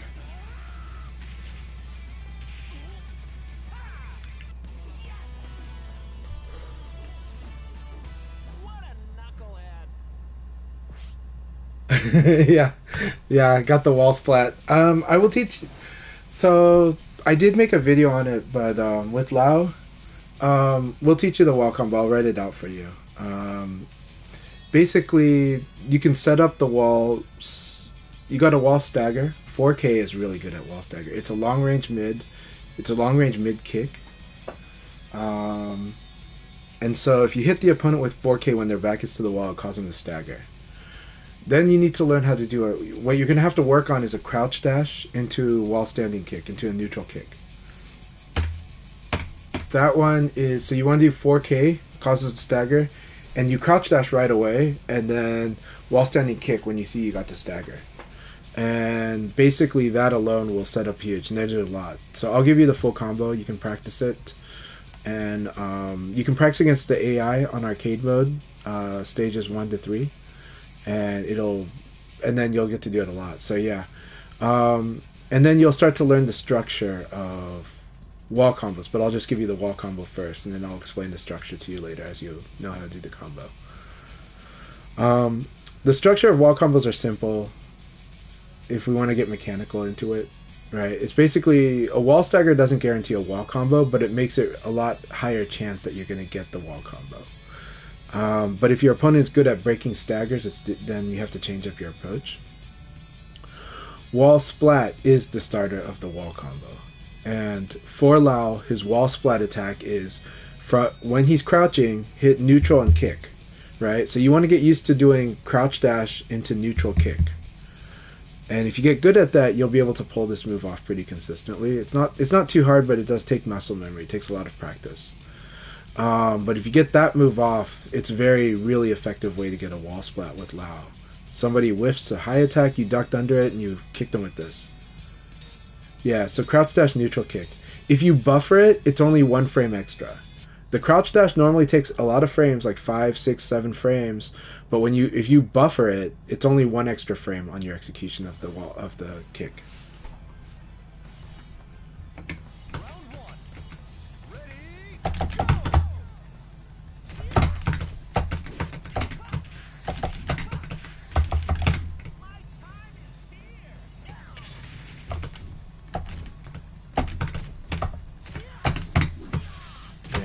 Backdash, okay. Very nice.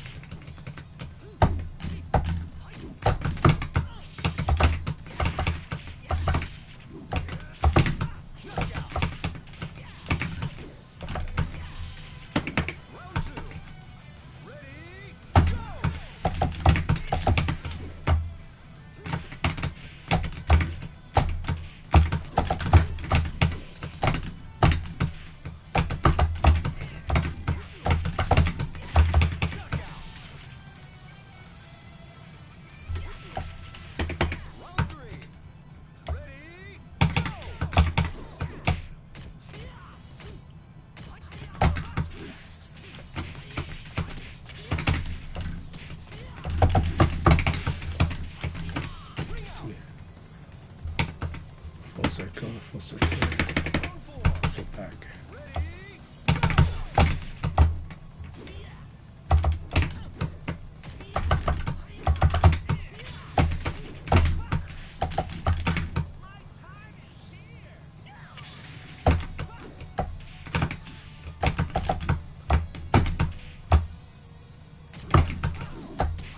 Same.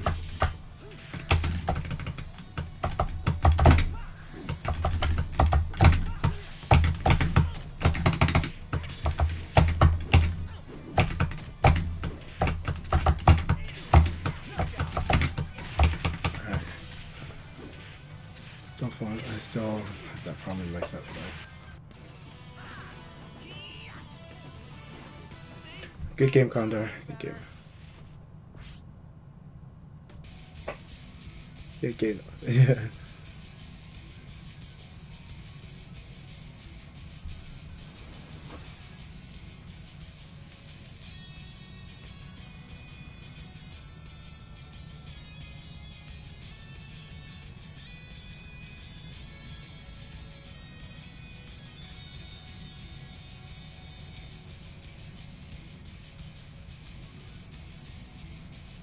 So, if you evade something small, you have to defend. If you evade something big, then you can attack. That's the gist of it. It's more complicated than that, but it gets like that. And then when you evade strings, it's really, really scary. So evading itself is it's a tough option because to be accurate with your evades can be really hard. If your opponent likes to do big launchers, then evading is really good.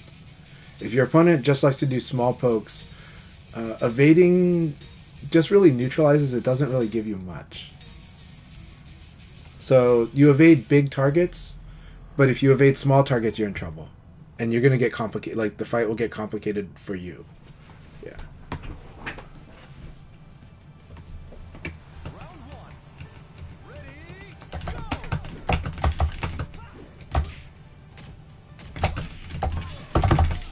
Okay, it's mid.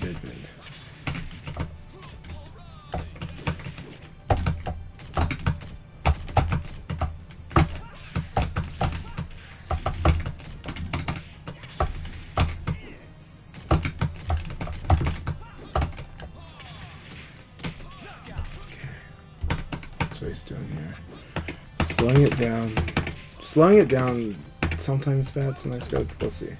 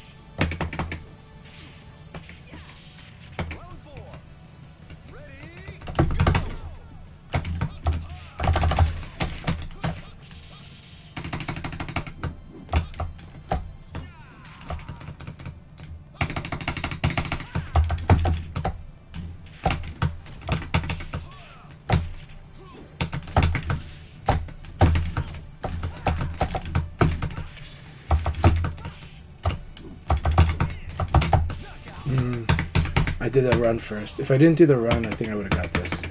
But you have to commit. There's not much time on that still. Okay.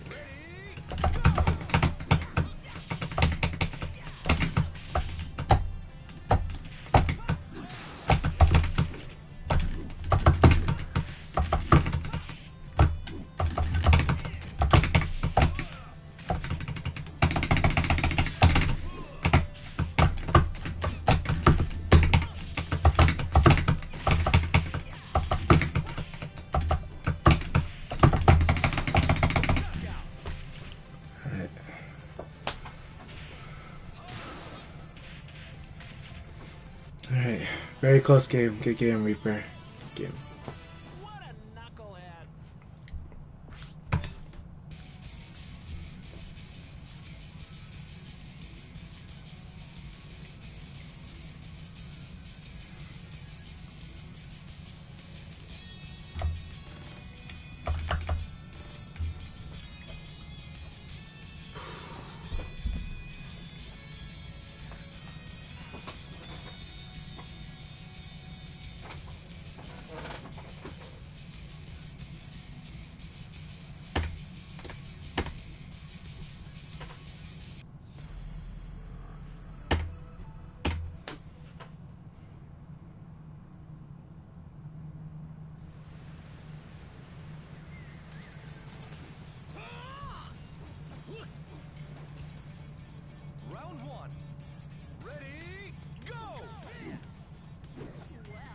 Oh, is avocado meat dropping out? Okay, now they're fighting.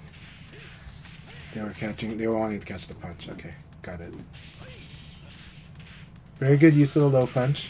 Went into a 1K. You want to go into something that'll get a little bigger process. Like the uppercut's a really good one to go into.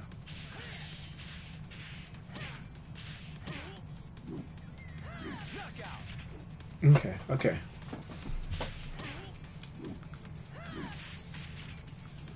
Round 2. Ready, go!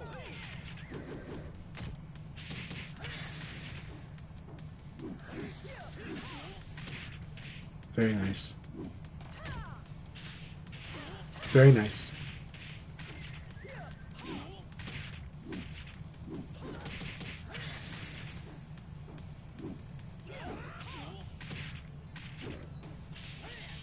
Knockout. Okay.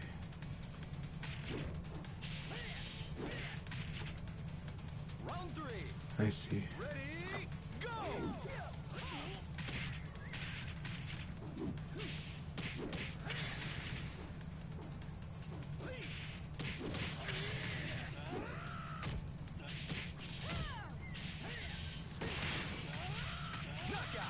It was a good battle. It was a good battle.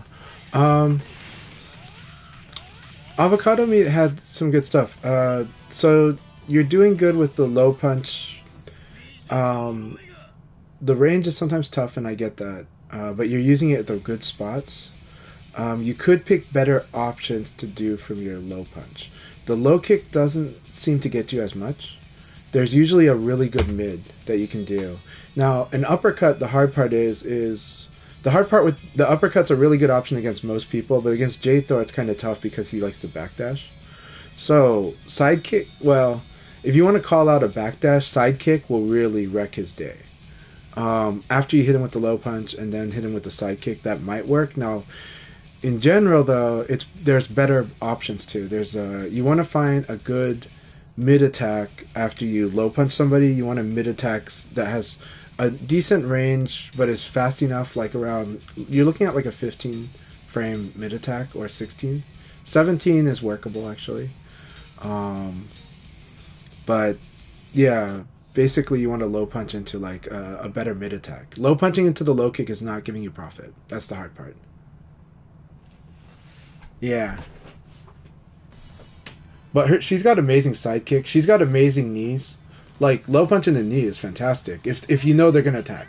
And he kept attacking. He kept attacking after you hit low punch, so you would have gotten profit. You just need something more profitable, that's all. But if you switch to Vanessa that's offense stance, you will have that. Right? The hard part is defense stance. Defense stance is counters people's counterattack, but the problem is that it does it at the expense of, like, you're not doing much damage with Vanessa. So, like, defense stance is good at stopping people's offense. That's what it's good for. It's good for making people insecure about how to attack you, but it doesn't give you much profit because that's the trade-off. Otherwise, it would be kind of broken. It would be like the most broken offense in the game if it was like meant to be used offense. It's meant to be counter-offensive. But her offense stance is offensive, and that's why she gets more high profit from like 9P. She gets more profit from like her knees. And she has really good throw games on both stances. Her throws are really good. Getting used to how to throw is the hard part in VF. But it's really important. It's super important because in this game, throwing is better in this game than in most fighting games. Most fighting games, throwing sucks. This game, it's really good. Right? Like I did the jab and the throw right here. That's because he's used to jab in the elbow, right? So jab in the elbow. And then he countered, and that's okay. But it's just when it's a bad guess, it's okay. I mean, when it's a bad guess, it's just a bad guess, and you can move forward. Is what I mean by that. Of course, you get to high-low play, everyone's doing insane damage, and that's why we're talking about risk the way we are.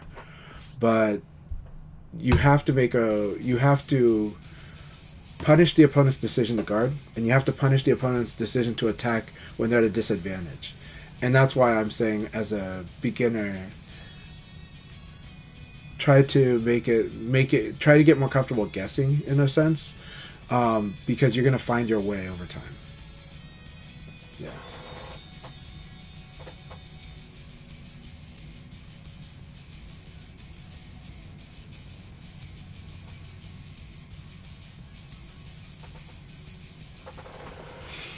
So it's one of those where like, yeah, we scramble quite a bit. Looks like Akai is in a very good position to win this whole thing. Very good. And if Akai beats Setsuna, And J-Thor, Akai will win this league, and happy for them if they do. Really happy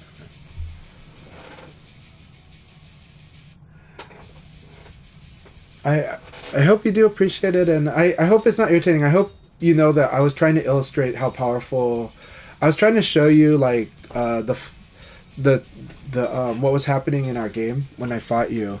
I was like, I'm not trying to annoy you with low punch because low punch is not the threat. The threat's what I do after low punch. Low punch itself is a small chip, but low punch sets up uppercut. It sets up throw, right? and it's the throw and it's the uppercut that are ruining your day, right? But I do a low punch just to show, hey, you're at minus here and you're still attacking, and I'm doing this low punch rapidly. But if you guard and throw escape, you can cover both, right?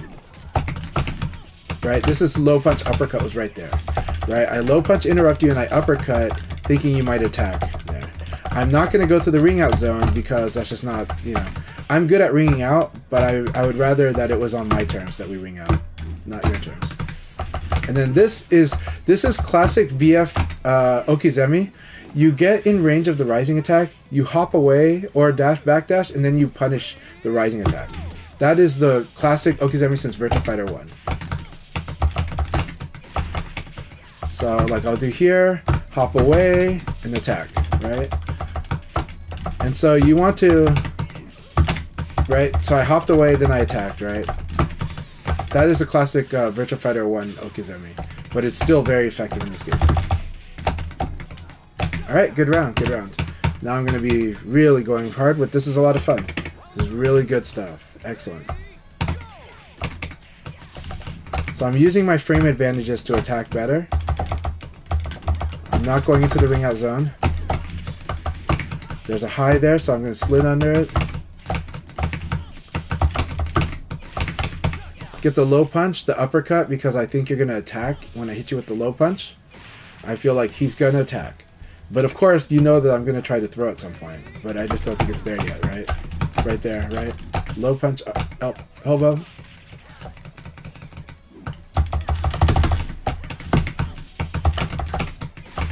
Low punch uppercut. So this is, you might see the uppercut. What you might not have seen is the low punch that interrupted you and set you up to be at a disadvantage. Yep. Now I go for the throw, right? And I'm like, okay, a low punch. I feel that they're gonna. Excellent, but you go for the throw. You probably don't know how to do guard throw escape. That's okay. You won the round. Guard throw escape is the correct way because then you don't accidentally do a throw. That's okay.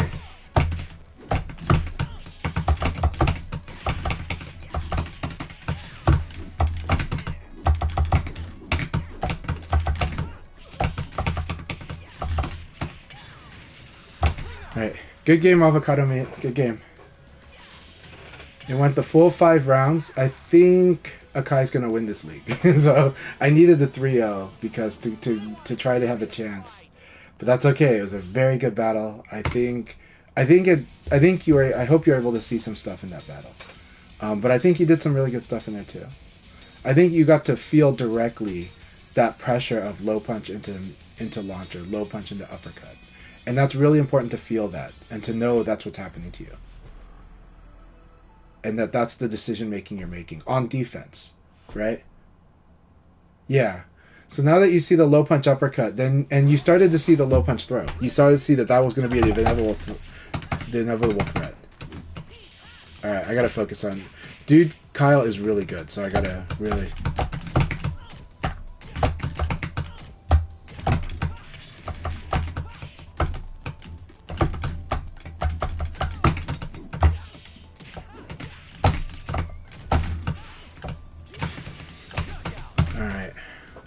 Kai's winning this league.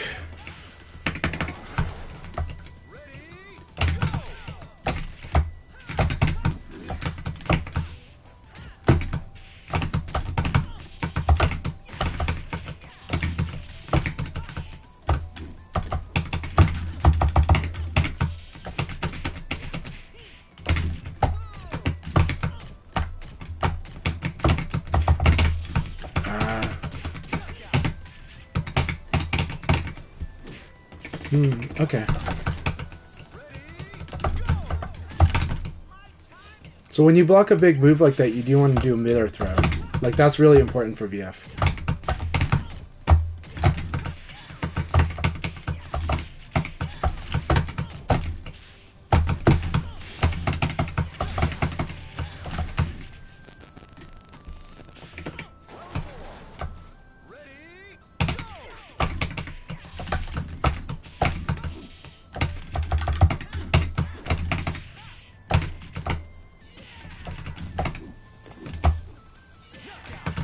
right, good game, Kyle.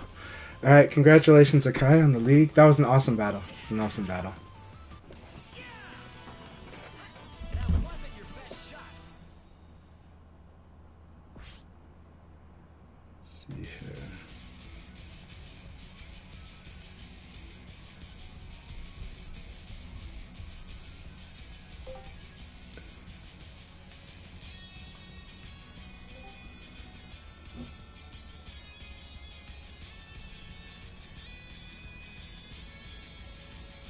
Oh wow, that's a first place for you, Akai. Yep, congratulations, Akai. It's a really good league battle. That was a lot of fun.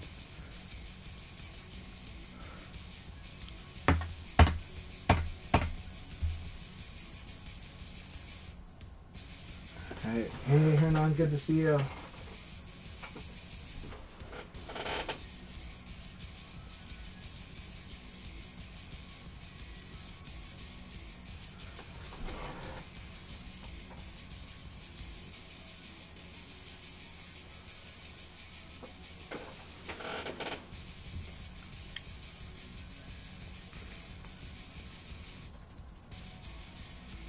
Oh wow, Congo gave me third place. Yep, no, Kyle is awesome. Good game, Kyle. It was a really good game, man.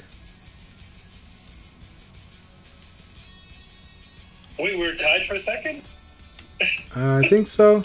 Yeah, Oh damn, that's it's really nice. good. Yeah, I don't mind being second with you. I'm honored. Thank you. Congratulations, Akai. That was an awesome win. It was a really good league battle, you guys. Oh, Yeah, definitely fantastic.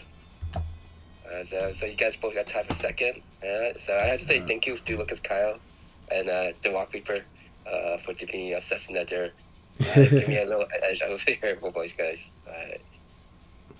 Thank you guys for playing. We'll do a team battle for those who still want to continue playing. All right, looking forward to the team battle. Yeah, it's tough.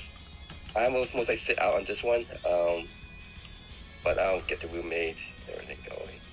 All right, Yeah. so we'll go into the team battle. For those who want to continue playing in the room, please do so. For those who want to do team battle, we'll make the same passcode 0218. I think I got everything set correctly. Yeah.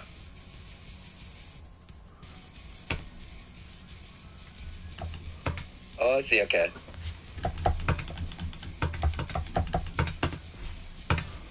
I was talking. Do Lucas Kyle's the game that he also plays Smite too, and it looks like he's under NDA for play testing it. I see. Smite's really good, and I know that. Yeah, I know Smite's is the other game he's very passionate about. It's a really good MOBA, third-person MOBA, with the theme being gods. So, gods from all different cultures.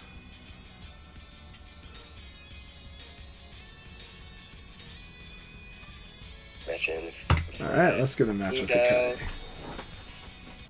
So if you guys want, rejoin the room that Akai has made. It is for the team battle. It's a lot of fun.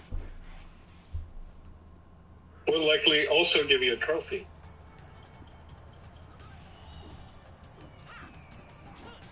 I think I'm still missing the one where you had to play two characters in rank in room battle to complete the trophy sets. Interesting.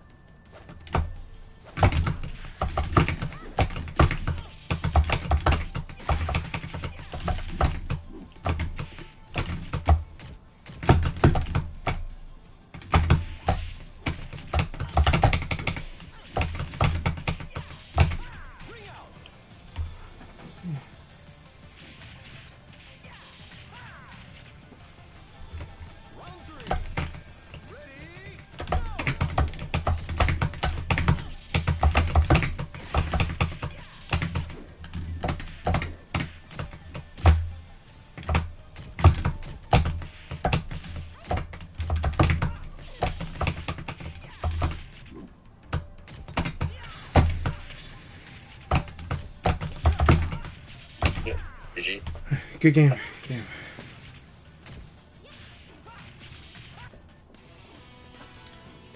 I was trying to doing something with low punch to option select. It's working so far, but I just noticed how her low punch whiffs a lot. Yeah. Well, you were low punching from just out of range a lot today, and I was like trying not to. I mean, I wanted to attack into it, but I was like, I'm probably too late. I'm too late again. And so, you know. Yeah. So anytime I whip and my low punch gets blocked, I'm supposed to be blocking due to the option select. So far it seems to be working, so that's good. But I didn't wait to see much normal hits to see if I getting my launcher to come out. Which it only came out once, so that's so far it seems to be working. I'm practicing the option select for low punch. That seems to be working.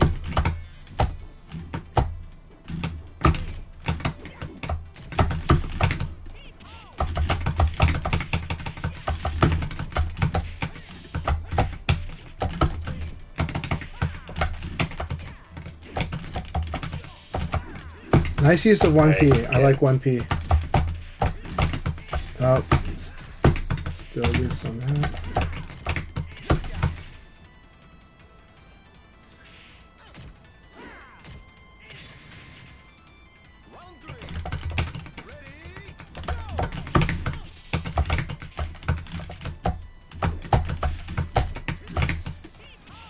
So again, that 1KK is a liability.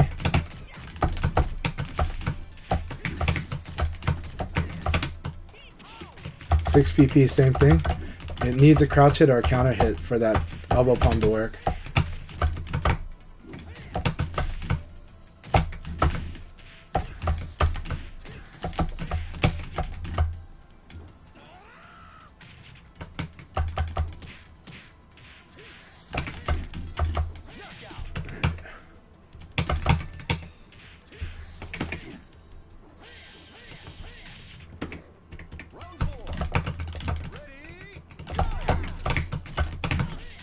Nice. Nice.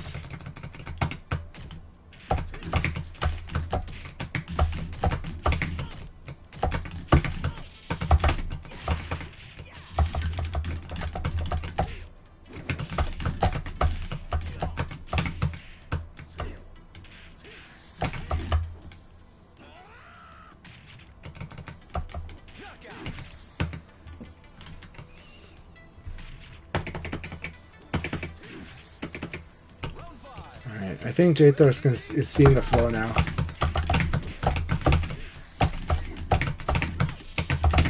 So I'm going to show him the full how this flow really works at up close. There you go. I thought he was gonna.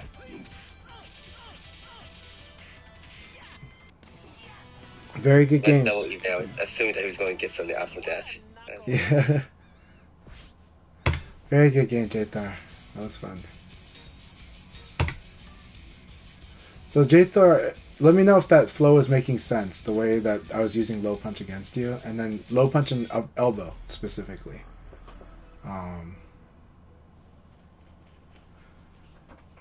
Accent Core is so cool.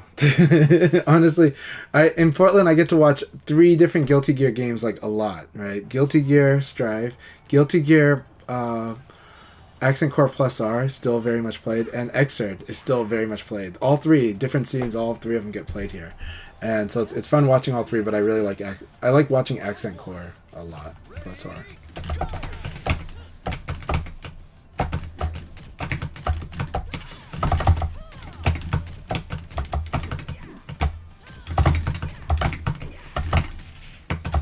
Such a different game, you know, how that's evolved. It is, yeah. You play Guilty Gear, don't you, Sasuna? Yeah. How'd you like the latest one compared to the older one? They're different games. Nice. But I mean, I wouldn't say that I'm in the camp where I'm mad in the direction it's gone in. Yeah. just isn't the same Guilty Gear. And I think that's why people are upset, and they have every right to be. But then again, just get on with the flow, man. Kind of thing. Mm-hmm.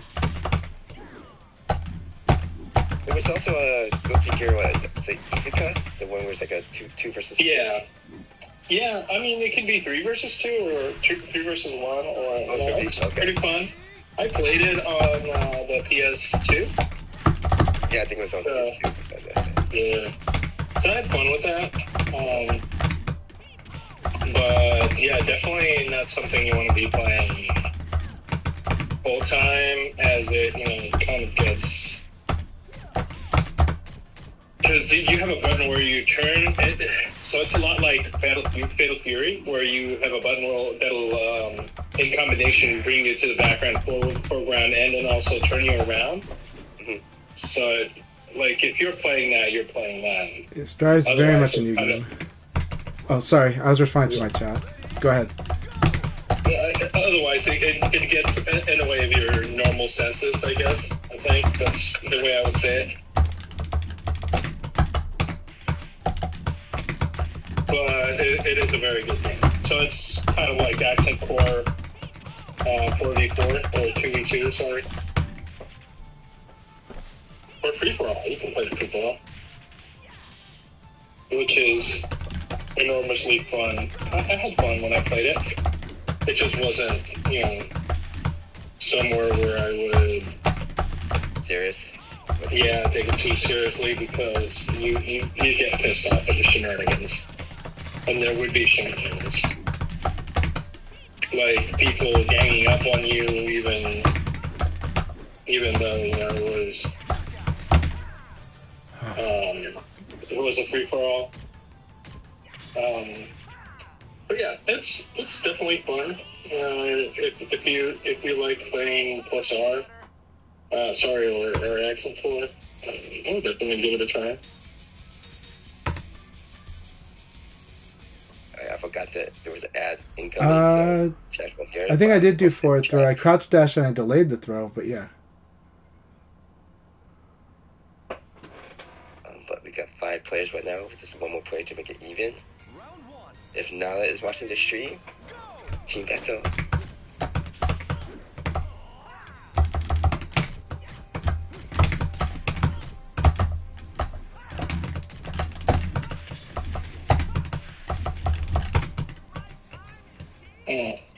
Yes, that.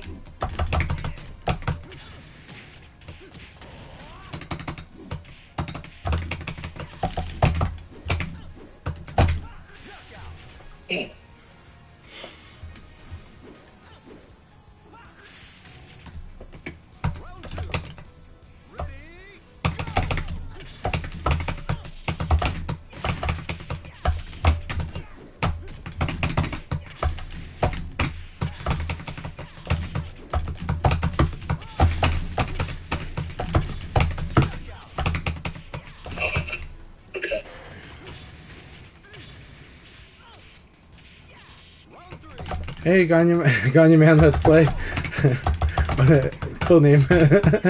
Not my thing, but it's funny. Yeah.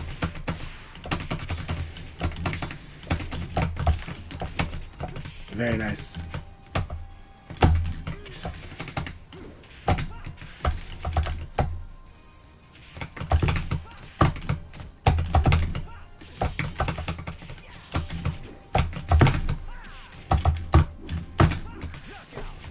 Nice. Thanks. Classic VF1 Hokey. Always so good.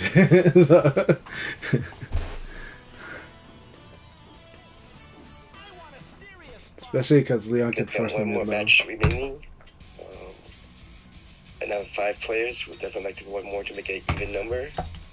That goes at 0218.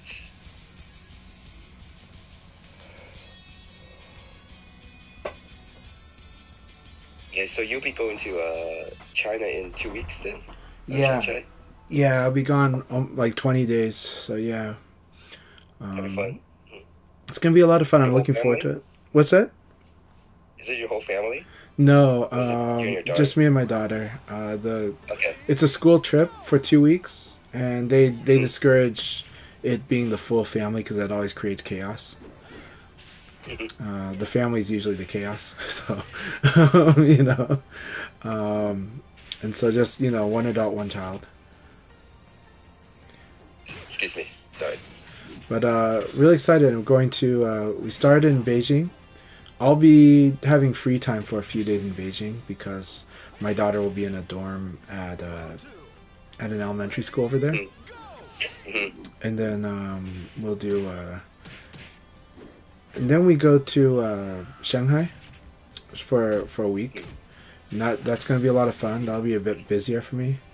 And then after that, we spend a few days in Suzhou.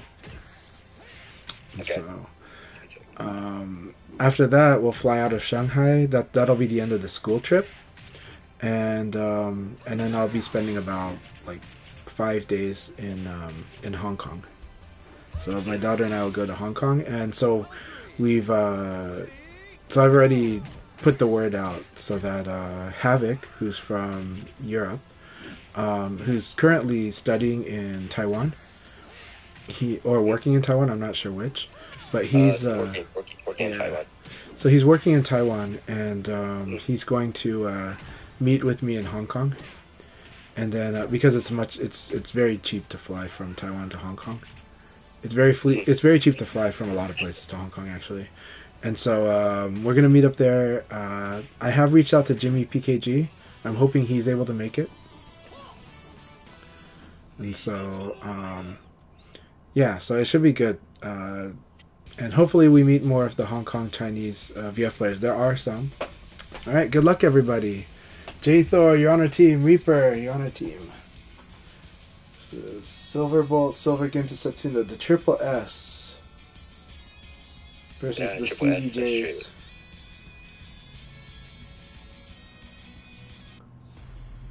The Silver Setsuna.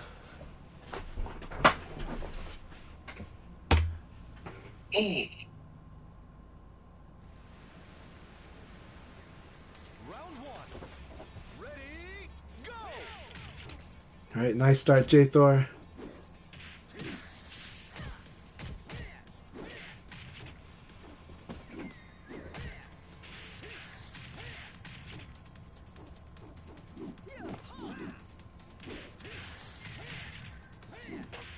Yeah, I'll be back. I need to check on some stuff.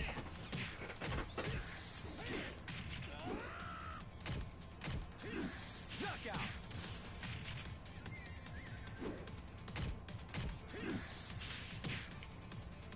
Round two.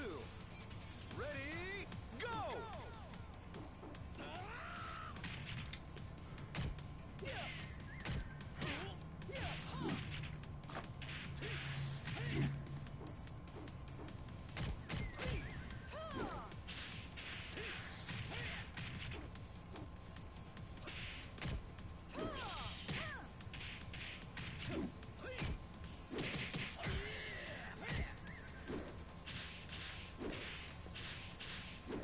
Knockout.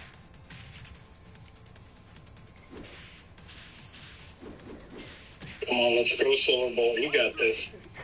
Ready, go!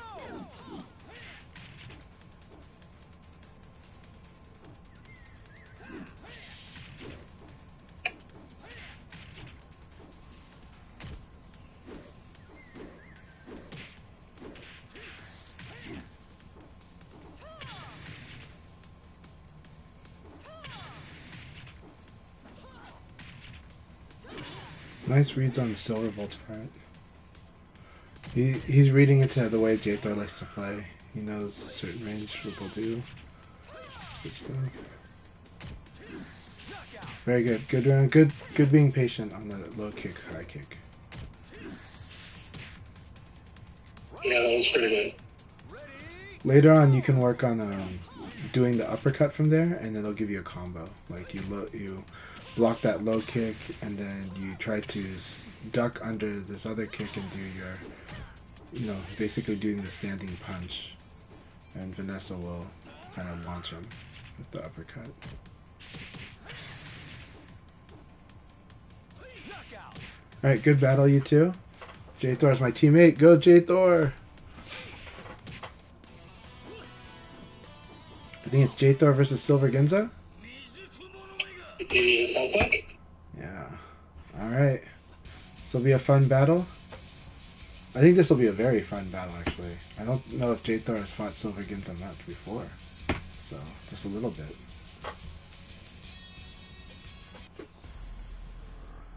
Cheering for a good battle. Ginza is also playing like Lucas Cup because of VP Sunday. Yeah. Oh, okay. Round one. Ready, go!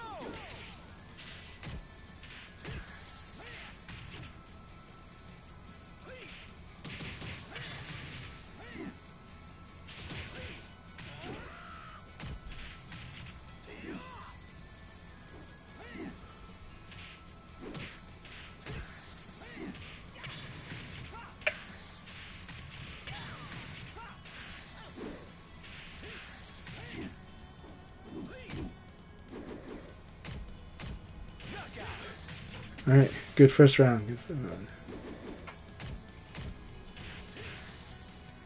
Round two. Ready, go!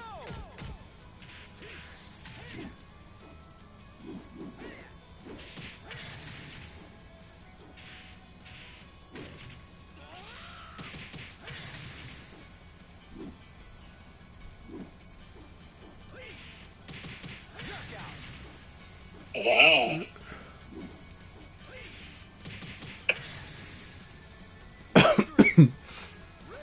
Match points.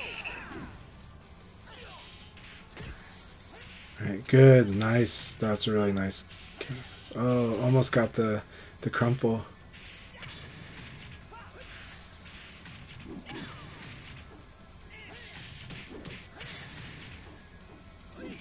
Oh no. That was a really good, exciting round, though. Very good, exciting rounds with Silver Ginza and J Thor.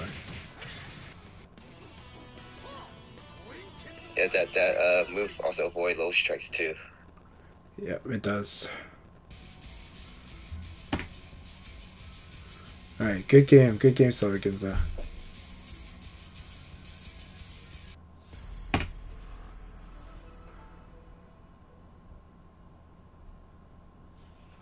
It's a very good game, you two.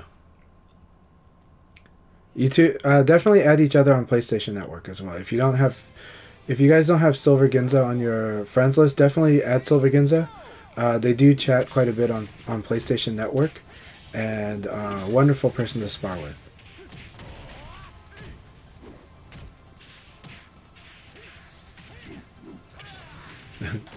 Thank you, Silver.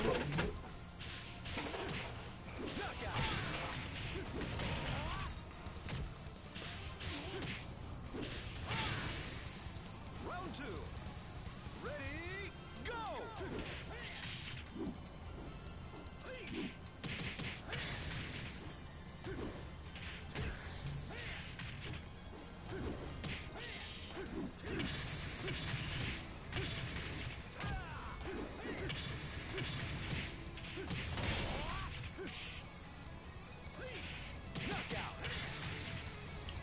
Ooh, exciting. Round three. Ready, go!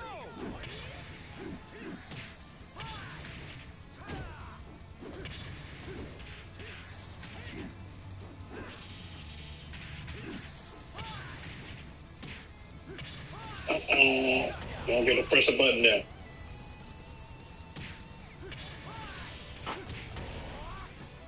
Round four.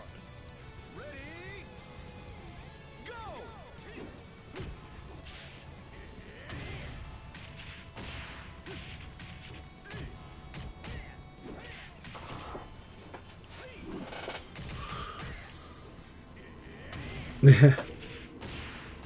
Setsuna's got a lot of pressure on his back. He's got to beat 3 people, so.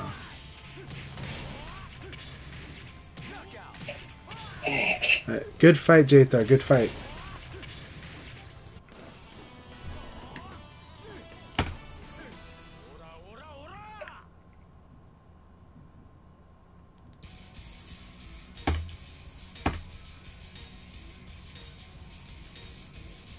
Alright.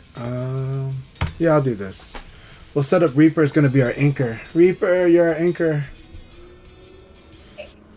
Avenge me. Satsuna's going to like You blow me lost up or it. something. We'll see. That's assuming you lose. I'm trying not to okay. lose. This is That's franchise.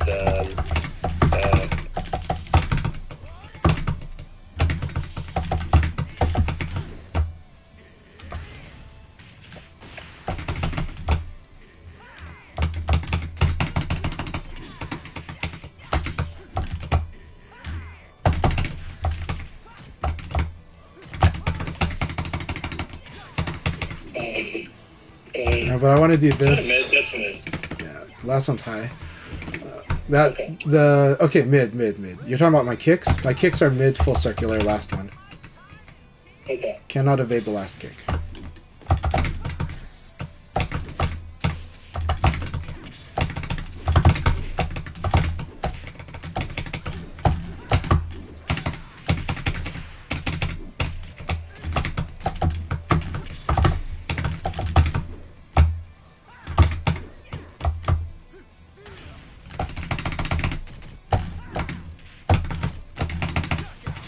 Nice. Thanks.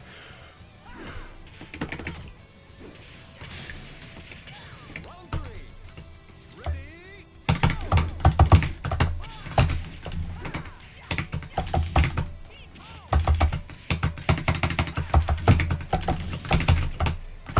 Nice. Nice. Alright, good round. Good round. Round four. Ready?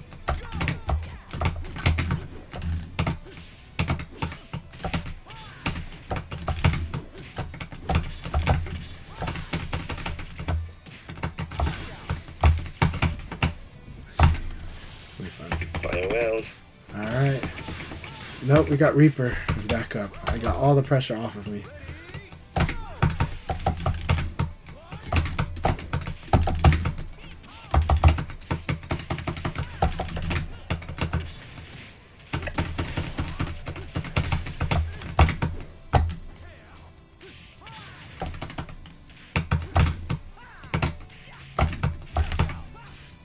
Good game. Good games.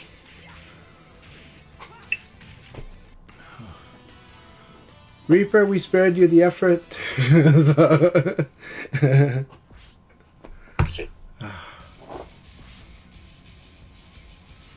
Well, thank you all very, very much.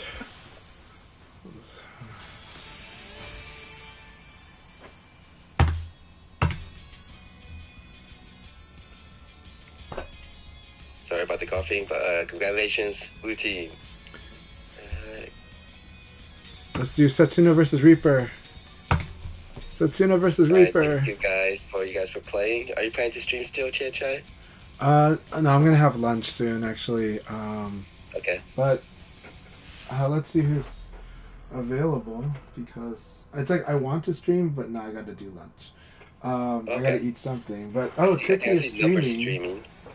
Yeah, Numbers is streaming. Is Tricky streaming via? No, I think they're I think he was studying. earlier. Said that. Is she studying? I think she's studying Tekken. I think it's set to be but numbers. Yeah, Numbers is good. I think definitely do. Well, what is Numbers for? I think I was Ultimate Showdown was the last I checked. I know that they're. Oh, she's not. I know they're working on their Yeah. on the Fang army. So, yeah. Okay. Yeah, he's streaming. So I'll go wait till him did. Sounds good. Can continue playing in the room. Let's went. Let's see. Yeah, no, Alright, number. so thank you again, everyone, for playing. The next time I host for North America is Single A on Tuesday. So those who's level 29 or less want to participate, consider trying out. If not, the next Open League session should be Friday. Yeah, Friday. Let's see, we Yeah, that's about it. Anything else that we forgot to mention at all? I think we pretty much got. I think you covered everything. Okay. So yeah, thank you so much, Akai. This was wonderful. Okay. Alright, let's go. Wade. Round 4. Ready,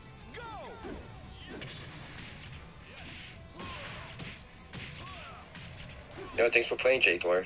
Always good to have consistent players that consistently shows up.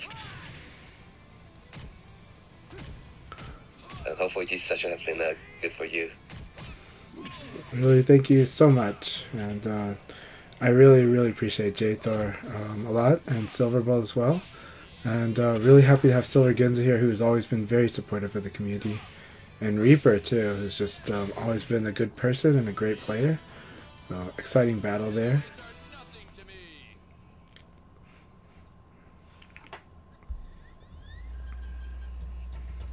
All right, so I saw that Akai has rated numbers. So that's awesome. And I'm going to do a few matches and then I'll go. But I do want to get some matches in here with you all. So, J-Thor, yeah. What were we saying? Yeah, Numbers' run at EVO was awesome. Numbers is a really good player. Amazingly good player. And very knowledge-based especially, but also very good and really trains, practices extremely well.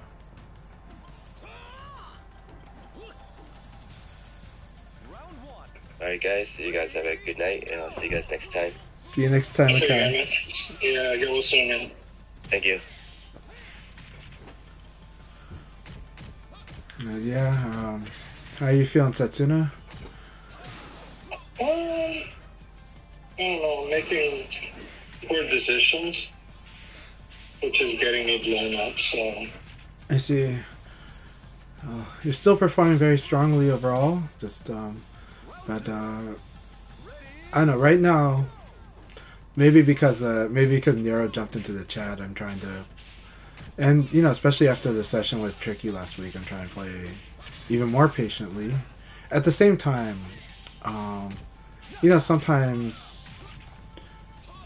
I just gotta remind myself sometimes that in lieu of if there's a situation where you kind of have to guess, but it's not like it's more neutral, just sometimes just do an elbow, right? For me, right? Yeah. Sometimes just simply do an elbow, right? The high punch and the low punch is too much of a guess because they can be crushed. So, so something simple like that is an adjustment I'm making, and then there's a few more setups I've been trying to work on. I tried to work on a setup against you, but didn't get the chance. It's really hard. Of course, always really hard. But I found myself one time in a situation where I was like, oh, I could have done that. So it's like, okay, next time I find myself in that situation, try to do that. But it's lots of fun stuff. Silverbolt, we'll see you soon.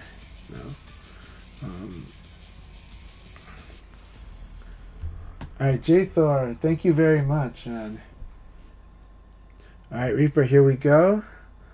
Maybe I can try doing this stuff against Reaper. We'll see. We'll see if I can find it in the match to do.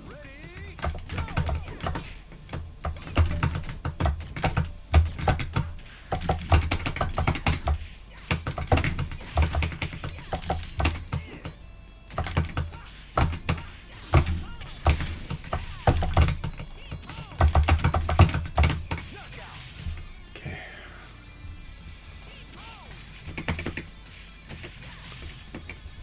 Round 2. Try to improve the profitability of my guesses.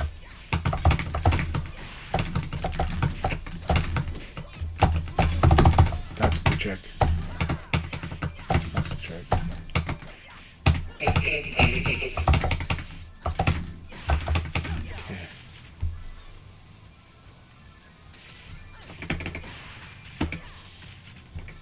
Round 3. Ready, go! Okay, this one you have to stagger break to avoid this throw. Because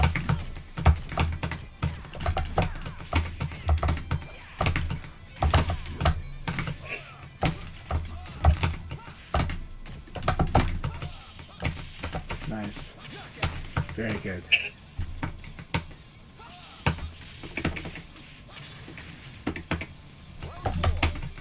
Ready, go!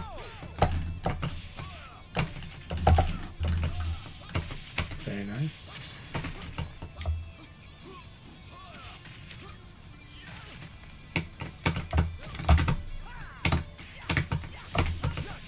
Okay. Gotta be a better angle than that to do this. Round 5. Ready, go!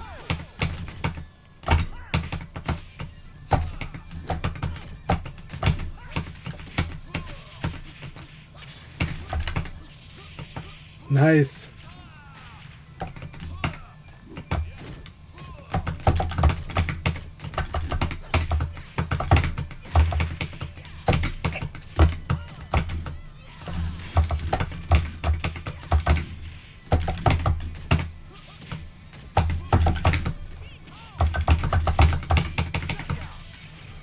Very good game, Reaper.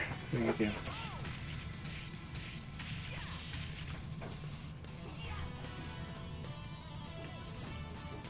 What a knucklehead! Yes, the league just finished. The team battle just finished actually too. But it's good to it's good to see you, Haste. It's good to see you. You should connect. You should add Silver Ginza to your friends list on PlayStation Network. You should connect with other players and get like sparring in because I'm going to have lunch soon. But I would love to spar with you later if you want to do that. We can work on stuff. Maybe we can do a Lao workshop today with you and J Thor maybe today. I have a lot of. I think I have some free time tonight. So let's because we can work on the Lao wall combos. It's a lot of fun. I can show you why elbow is so good again. Like just single elbow, not elbow punch. Elbow, single elbow. Elbow punch gets both of you guys in a lot of trouble against stronger players. So.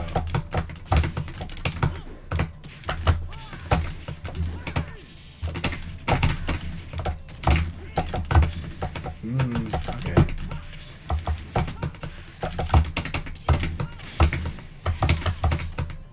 Dang it. You knew.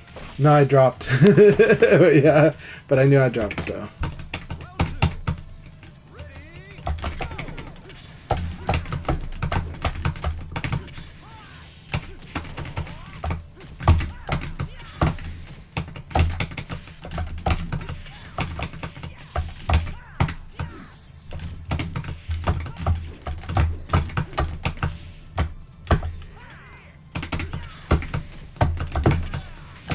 There it is.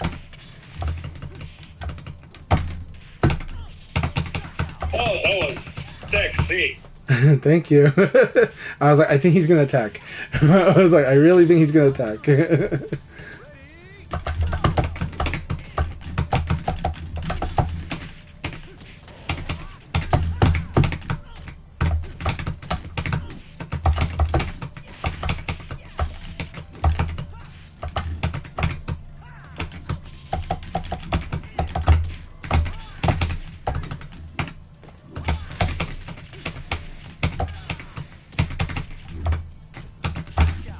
Nice, nice. I like this little punch.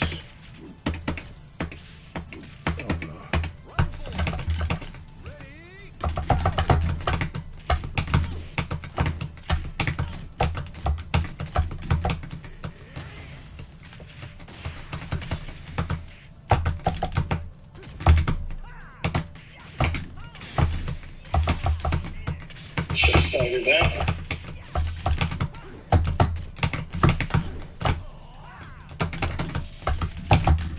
Oh, I did the right stuff. I did the right stuff 4 times in a row. I went for a mid reversal there. I see. Oh, well, I'm glad I went for the right stuff.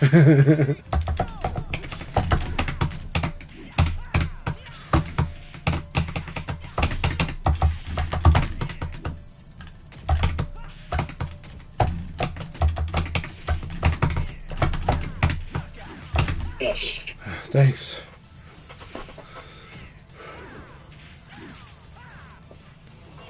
Whew. But yeah, I'm glad I got my wall setups. Was that what you were going for? Yes. Yeah. That's some of it. There's two setups that I used against you, right? One was the side turn, and then the other is a surprise exchange. So like go get behind them, then hit them into the wall, and yeah.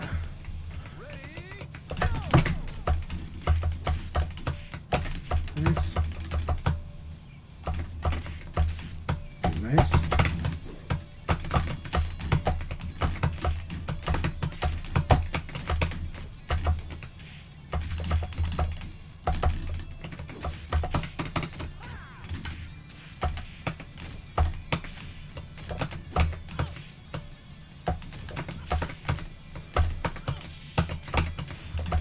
So whenever you block Leon's uppercut, people should do a throw or a mid. Like Leon can do 8K or throw is a good one, right? It's like I block an uppercut, big mid or throw, medium mid, you know. So if I do like low punch uppercut after she blocks that, after that gets blocked, can do like a mid or throw there. Alright. Very nice. Do some crush force here.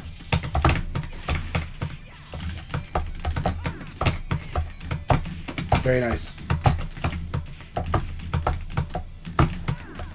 Good.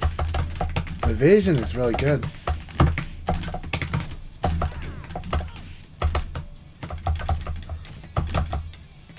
Mid or throw, good.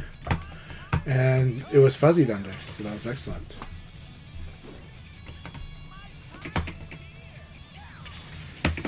Alright, you got this, Silver. You got this.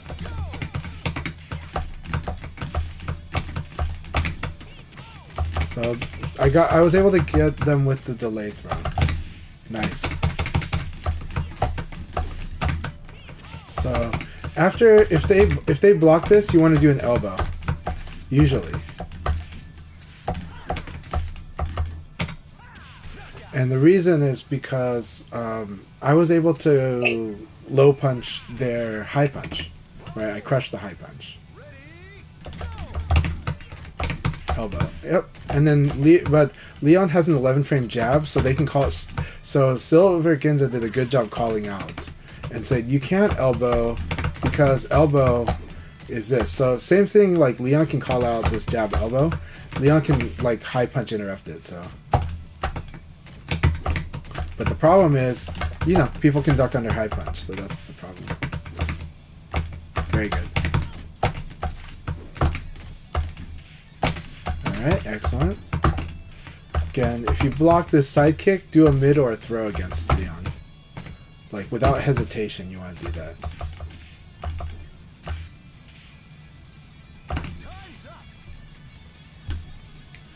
Alright, here we go. So I'm going to apply all these principles here.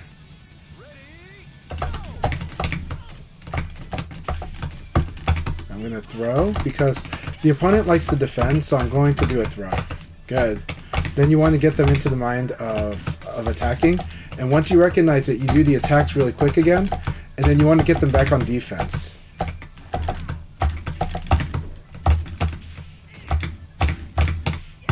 There we go.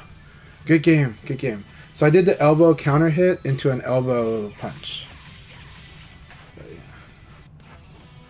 And I think they ducked, and that's why I think they just did 2G, and so I was able to get the crouch hit is what I think happened. It's hard to see there. Very good game. Very good game, Silver Ginza. I like the sparring. I enjoyed the sparring very much. Yeah, Ginza's got good fundamentals. Could use a little more mid, but really good fundamentals.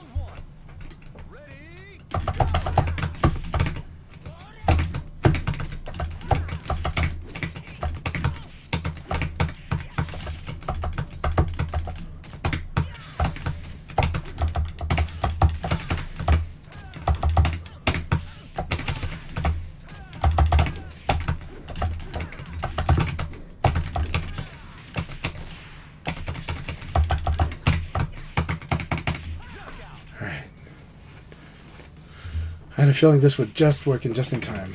So.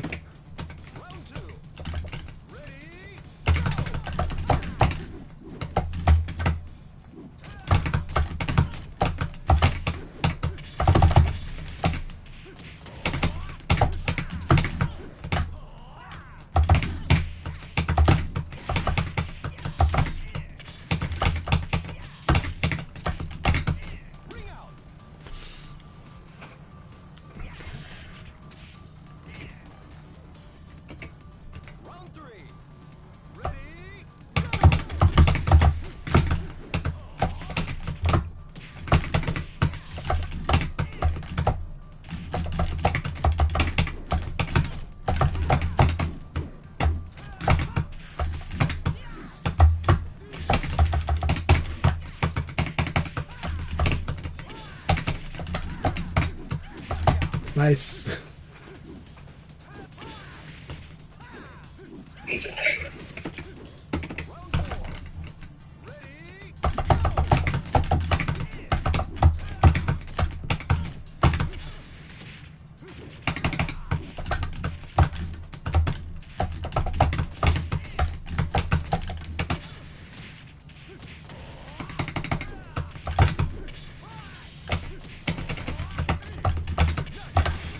Good round. Thank you. 2.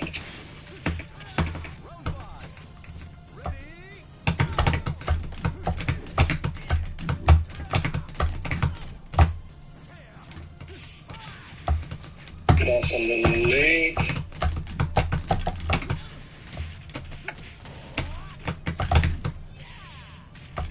That was, I thought, forward. Very good throw.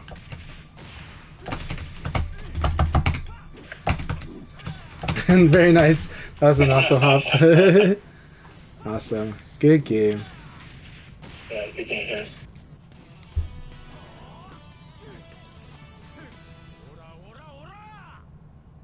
I had to change my game in very specific ways.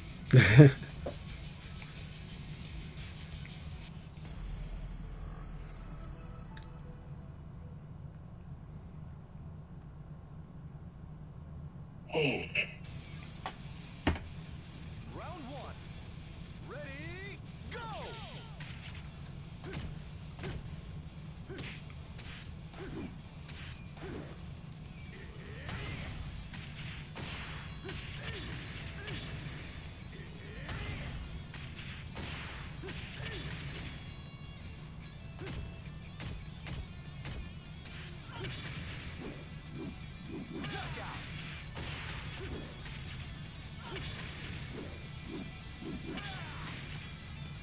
Round 2.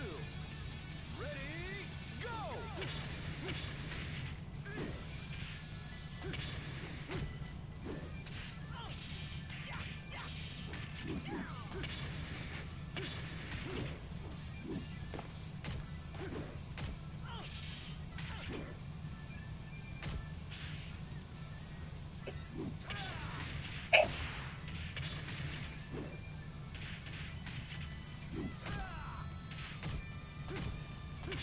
Knockout!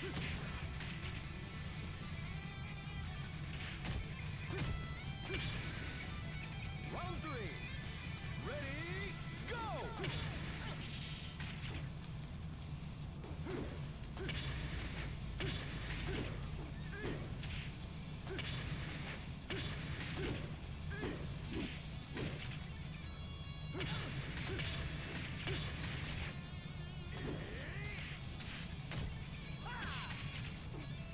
Knockout!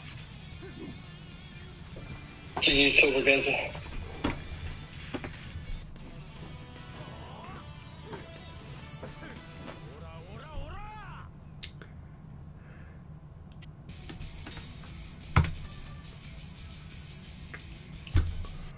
Alright, good games. This might be the last one for me, but I'm really enjoyed that last game of ours especially. So let's do this.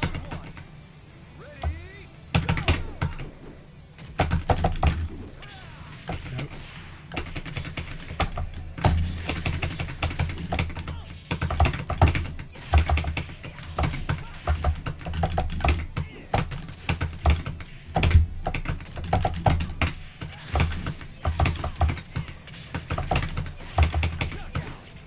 Good well, Petra. Thank you very much. Round 2. Ready,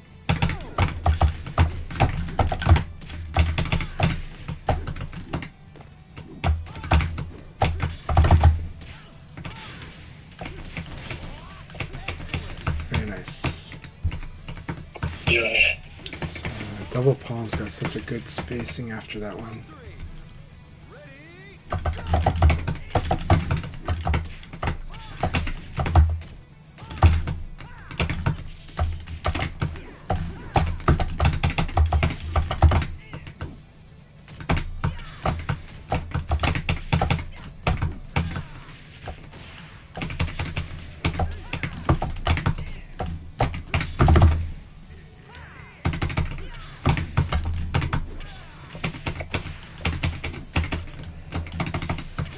That was good.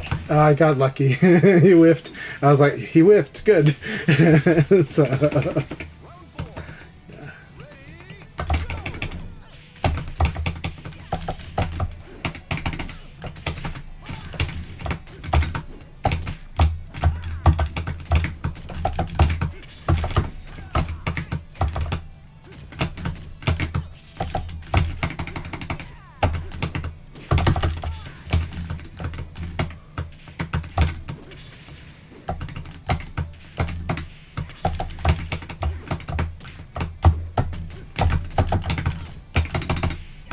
Oh, good game. Let's do. We'll do a couple more. I'll do a couple more. But that was a really fun game. What a knucklehead.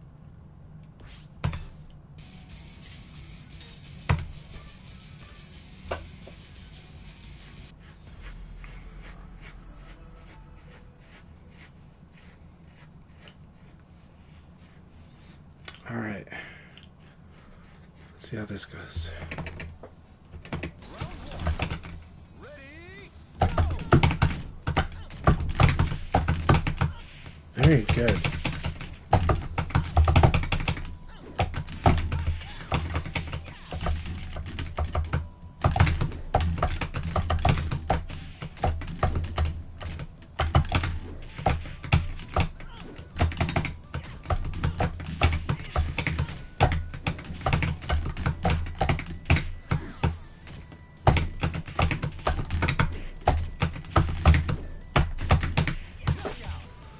Very good game, Saragenza.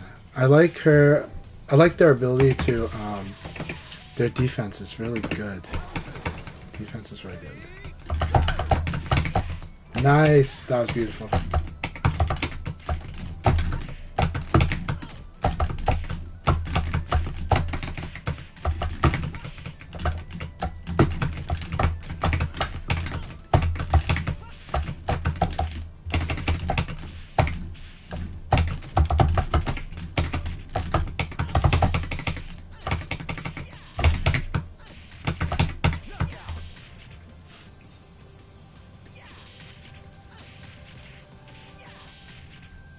Round 3.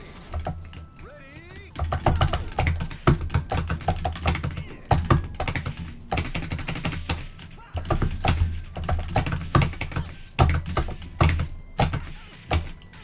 Beautiful.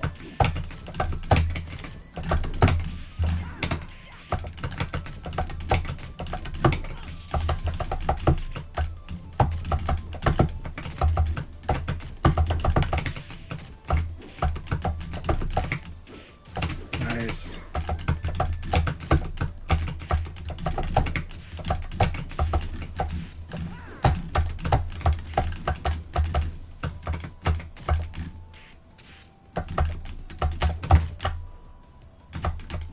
time's up. Okay.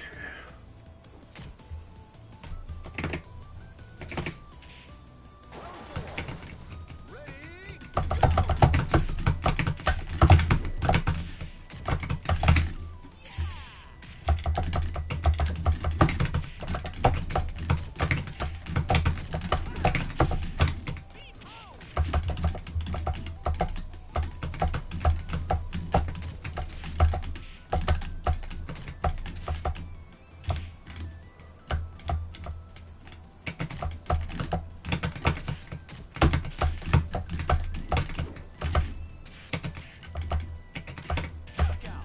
All right. Good game.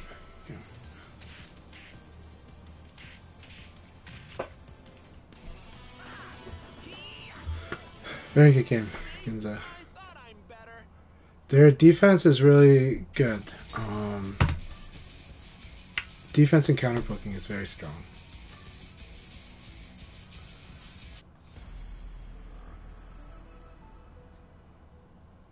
With those, though, they can go for a bit bigger, so that stuff like the uppercut or the 6K, which they did use 6K really well. All right, here we go. Round 1. Ready, go!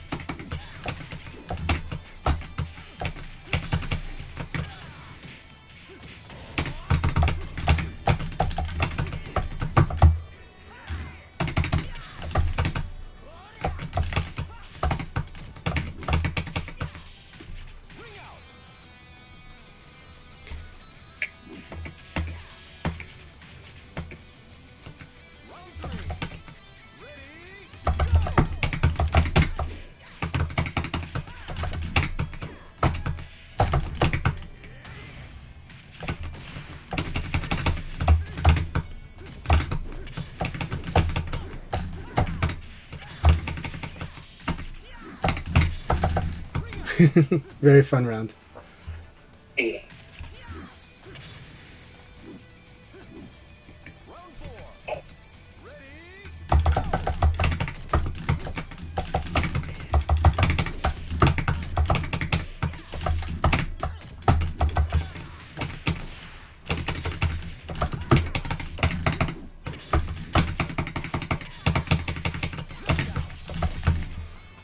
Good games. Games. Yeah, good point. Alright, I am gonna have my lunch. It's 3 o'clock my time. But thanks for everything today, Satsuna. Thank you very much for the games, Silver Ginza and Reaper as well. So, avocado meat. Let's do one. We'll do one. I'm glad avocado meat is in here. I will. This will be the last one. But avocado meat. If you have any questions, feel free to ask. I do love. I do want to work with you on your VF as well, and I think you have a lot of good foundation actually. Just.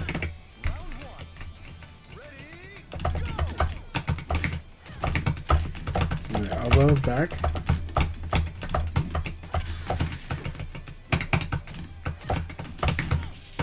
That's the low punch uppercut.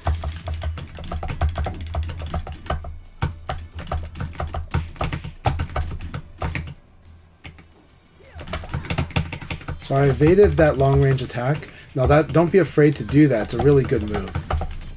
Just saying that what I did was I saw early that you're doing it, so I did evade. Good cancel. And so in VF, whenever there's a charge attack, we can actually evade it. You can evade during the charge of a charge attack. So that's what I did against your move. It's a charge attack, so.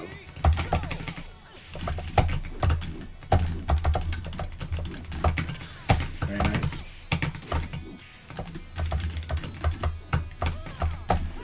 So I know I'm -2 there. So after 9P, 9P is really good move. So you definitely want to use it more, just like you did there. So don't be discouraged because I countered it, or because I responded good after it. But 9P is a very good move, and I can teach you later why it's so amazing. It's amazing because if people like to low punch, it'll crush it. And it's hard to interrupt because of its special properties. But I'm just really well trained on how to fight against it, so. So right now, when I see that low punch, I process quickly in my mind if I think I'm going to block it, or if it's going to whiff, and then I try to respond by low punching or elbowing right away. And then if I think you're going to try to do like the uppercut, then I actually try to get a big counter hit off of it into a combo, like this one. Very good. Good. Alright, and it looks like you're experimenting with offense stance. Very good. It's a really good stance for Vanessa. And it will teach you fundamental VF. This jab elbow is a sequence I teach a lot of people. Really important. Very nice. This is excellent.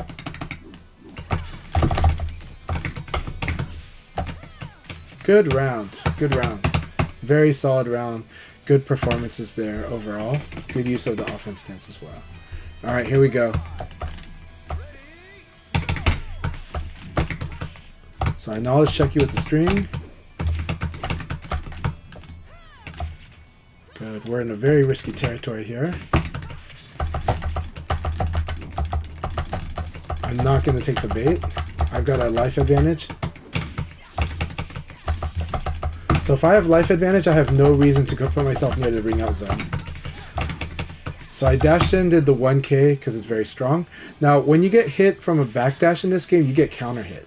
So that's what happened there. That's why I got the launch, was because very good stuff. You're playing really good. Avocado Meat, I know how smart you are as a player. I watched your stream, and I know how good you're going to be in VF. I really believe it. So we'll do a couple more. 2 games. So that's why, yeah, so I'm glad that you take the lessons in, and I know it was really frustrating those 2 games where I just like counter poked you, but it is showing you something, but there is a response. If you block, now it's harder with Vanessa because she doesn't have like standard elbow the way that other people do, but she has tools that can be used in its place. But standard response when you block a low punch is to elbow back. It's a really safe response, and if they make a mistake in it, you have a mix-up. Now she defeated my throw, but again, that's okay. I still came out of that fine, right? Like there. So elbow, counter hit, into throw. Really powerful. They have to pretty much, if they want to definitively make you not want to do that sequence, they want to launch you. It's hard. Leon has to do like P plus K as the answer there. And then I can switch it to elbow, counter hit, into uppercut, right?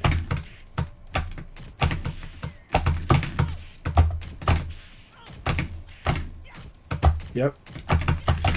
But now I'm going to do elbow, counter hit, throw, because it's really powerful.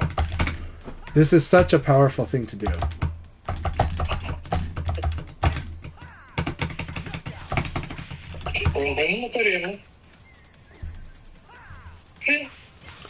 What happens with the elbow is when you get a counter hit or when you get a crouch hit, the elbow stands the opponent up, and they're at like they're at a big enough disadvantage they cannot crouch under the throw. That's why elbow, counter hit, and the throw works like this. So, yeah. But this is a cool way to beat it is to do a kick cancel like that. Like that will be the throw. This, like, because I'm in a frame of animation and attack beats throw. So if I do this, it will beat the throw. If it's timed perfectly. No, cannot cancel uppercut. I canceled kick. That's my character. I don't know if Vanessa has it. Not everyone has a kick cancel, but the kick cancel is not that broken. It's a very temporary small thing. It's like really hard to do. It's very narrow in application. But any attack will beat a throw in this game. And so those few frames of attack beat the throw. Round one. Ready?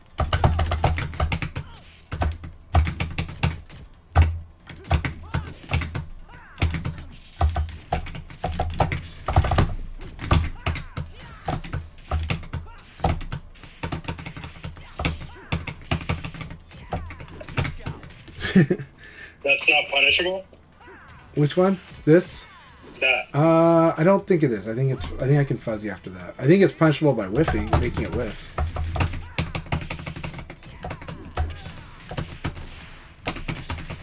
Maryland punished.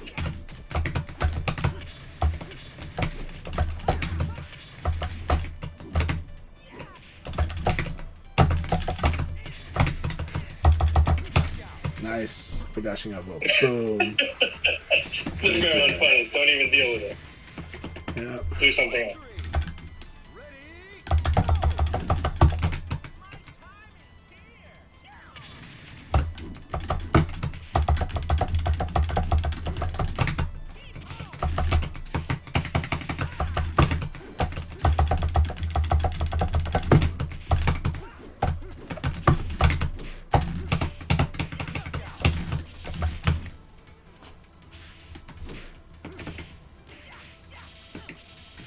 Round four. Ready?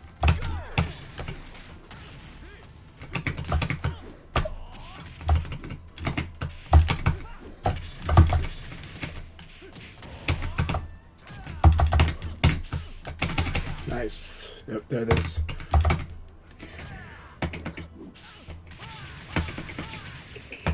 Round five. Ready? Go!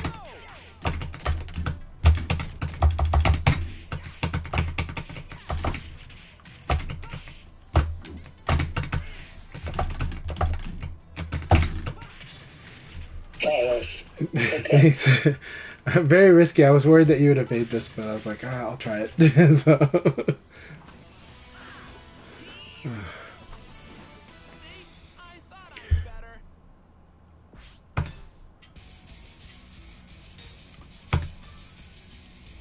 Alright, this will be the last one, and then I'll let you all fight. I'll let you all spar. This will be the last one for me, and then I'll let you all spar. Oh, okay. Called in. Let's see. Alright, this will be last one.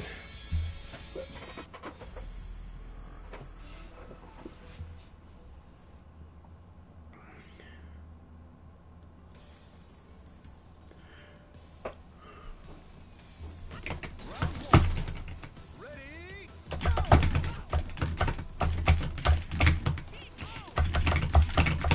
Like elbow in the throw is really powerful. Elbow mix-up is, period. That's actually, if you can get like a red spark, then it's really good. And if you can get a crouch hit, it's really good. Very nice.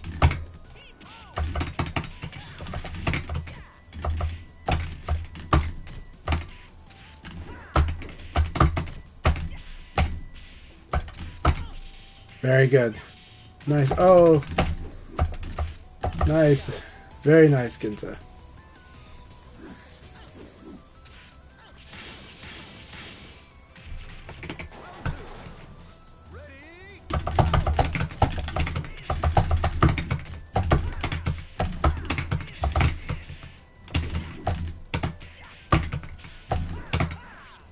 Oh, that was so cool.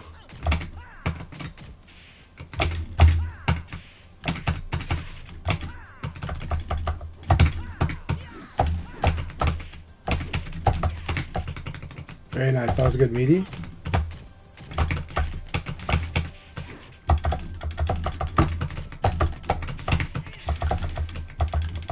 I'm not getting to the ring out zone. Very nice. Very nice.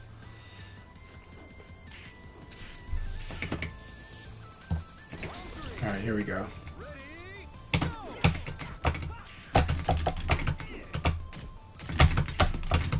So notice low punch, I'll block and then do an elbow. It's really powerful.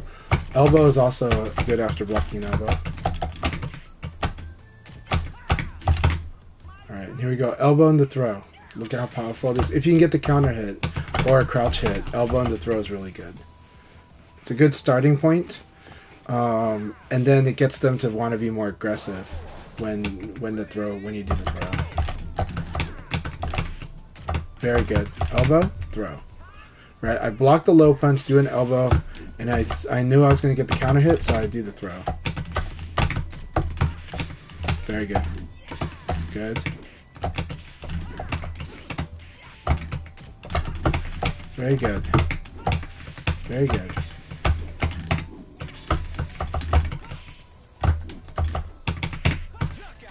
Alright. Very close round. Very close round.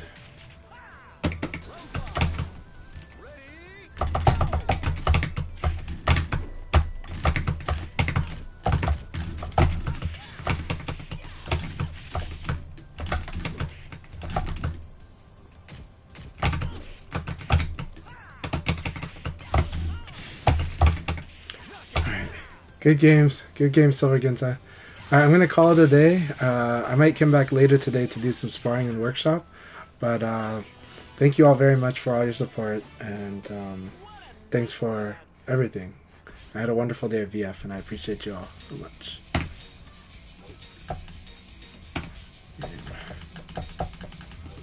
Alright. Thank you all so much. Yeah. Alright, let's raid someone. Probably going to be Numbers, because we want to support Numbers when he's able to stream again.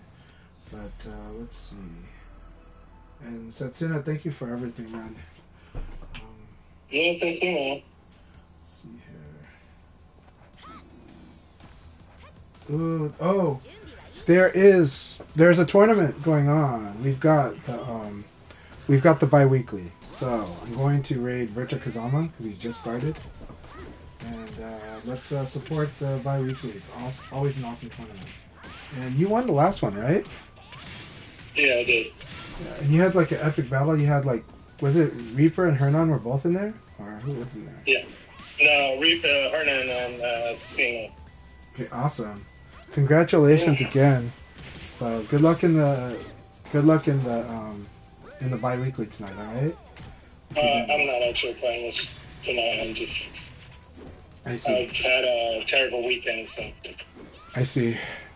Well, I hope you have a good dinner tonight, man. And thanks for your support.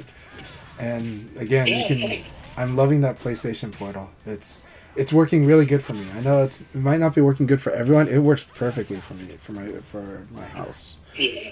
It's very surprised. So, and I'm only using a Wi-Fi 5, not a Wi-Fi 6 or a Wi-Fi 7, right? So it's working good on Wi-Fi 5 for me, but I am also using fiber. I heard that the online is a component of it. I don't know, but last night I was just playing lots of Tekken, Ratchet and Clank, and yeah, I was trying a bunch of different stuff on it. It was great. So, all right, we're gonna raid Virtua Kazama now. Huh? Go ahead. I was just telling the stream that I'm raiding Virtua Kazama right now. Oh, nice. So, Yeah, I mean, for me, I am on Wi-Fi 6, so it's been working pretty flawlessly. Some games, like fighting games, I really can't play too much. I mean, depends on what I'm doing. Maybe if I'm doing, like, something first person, I would be fine with it.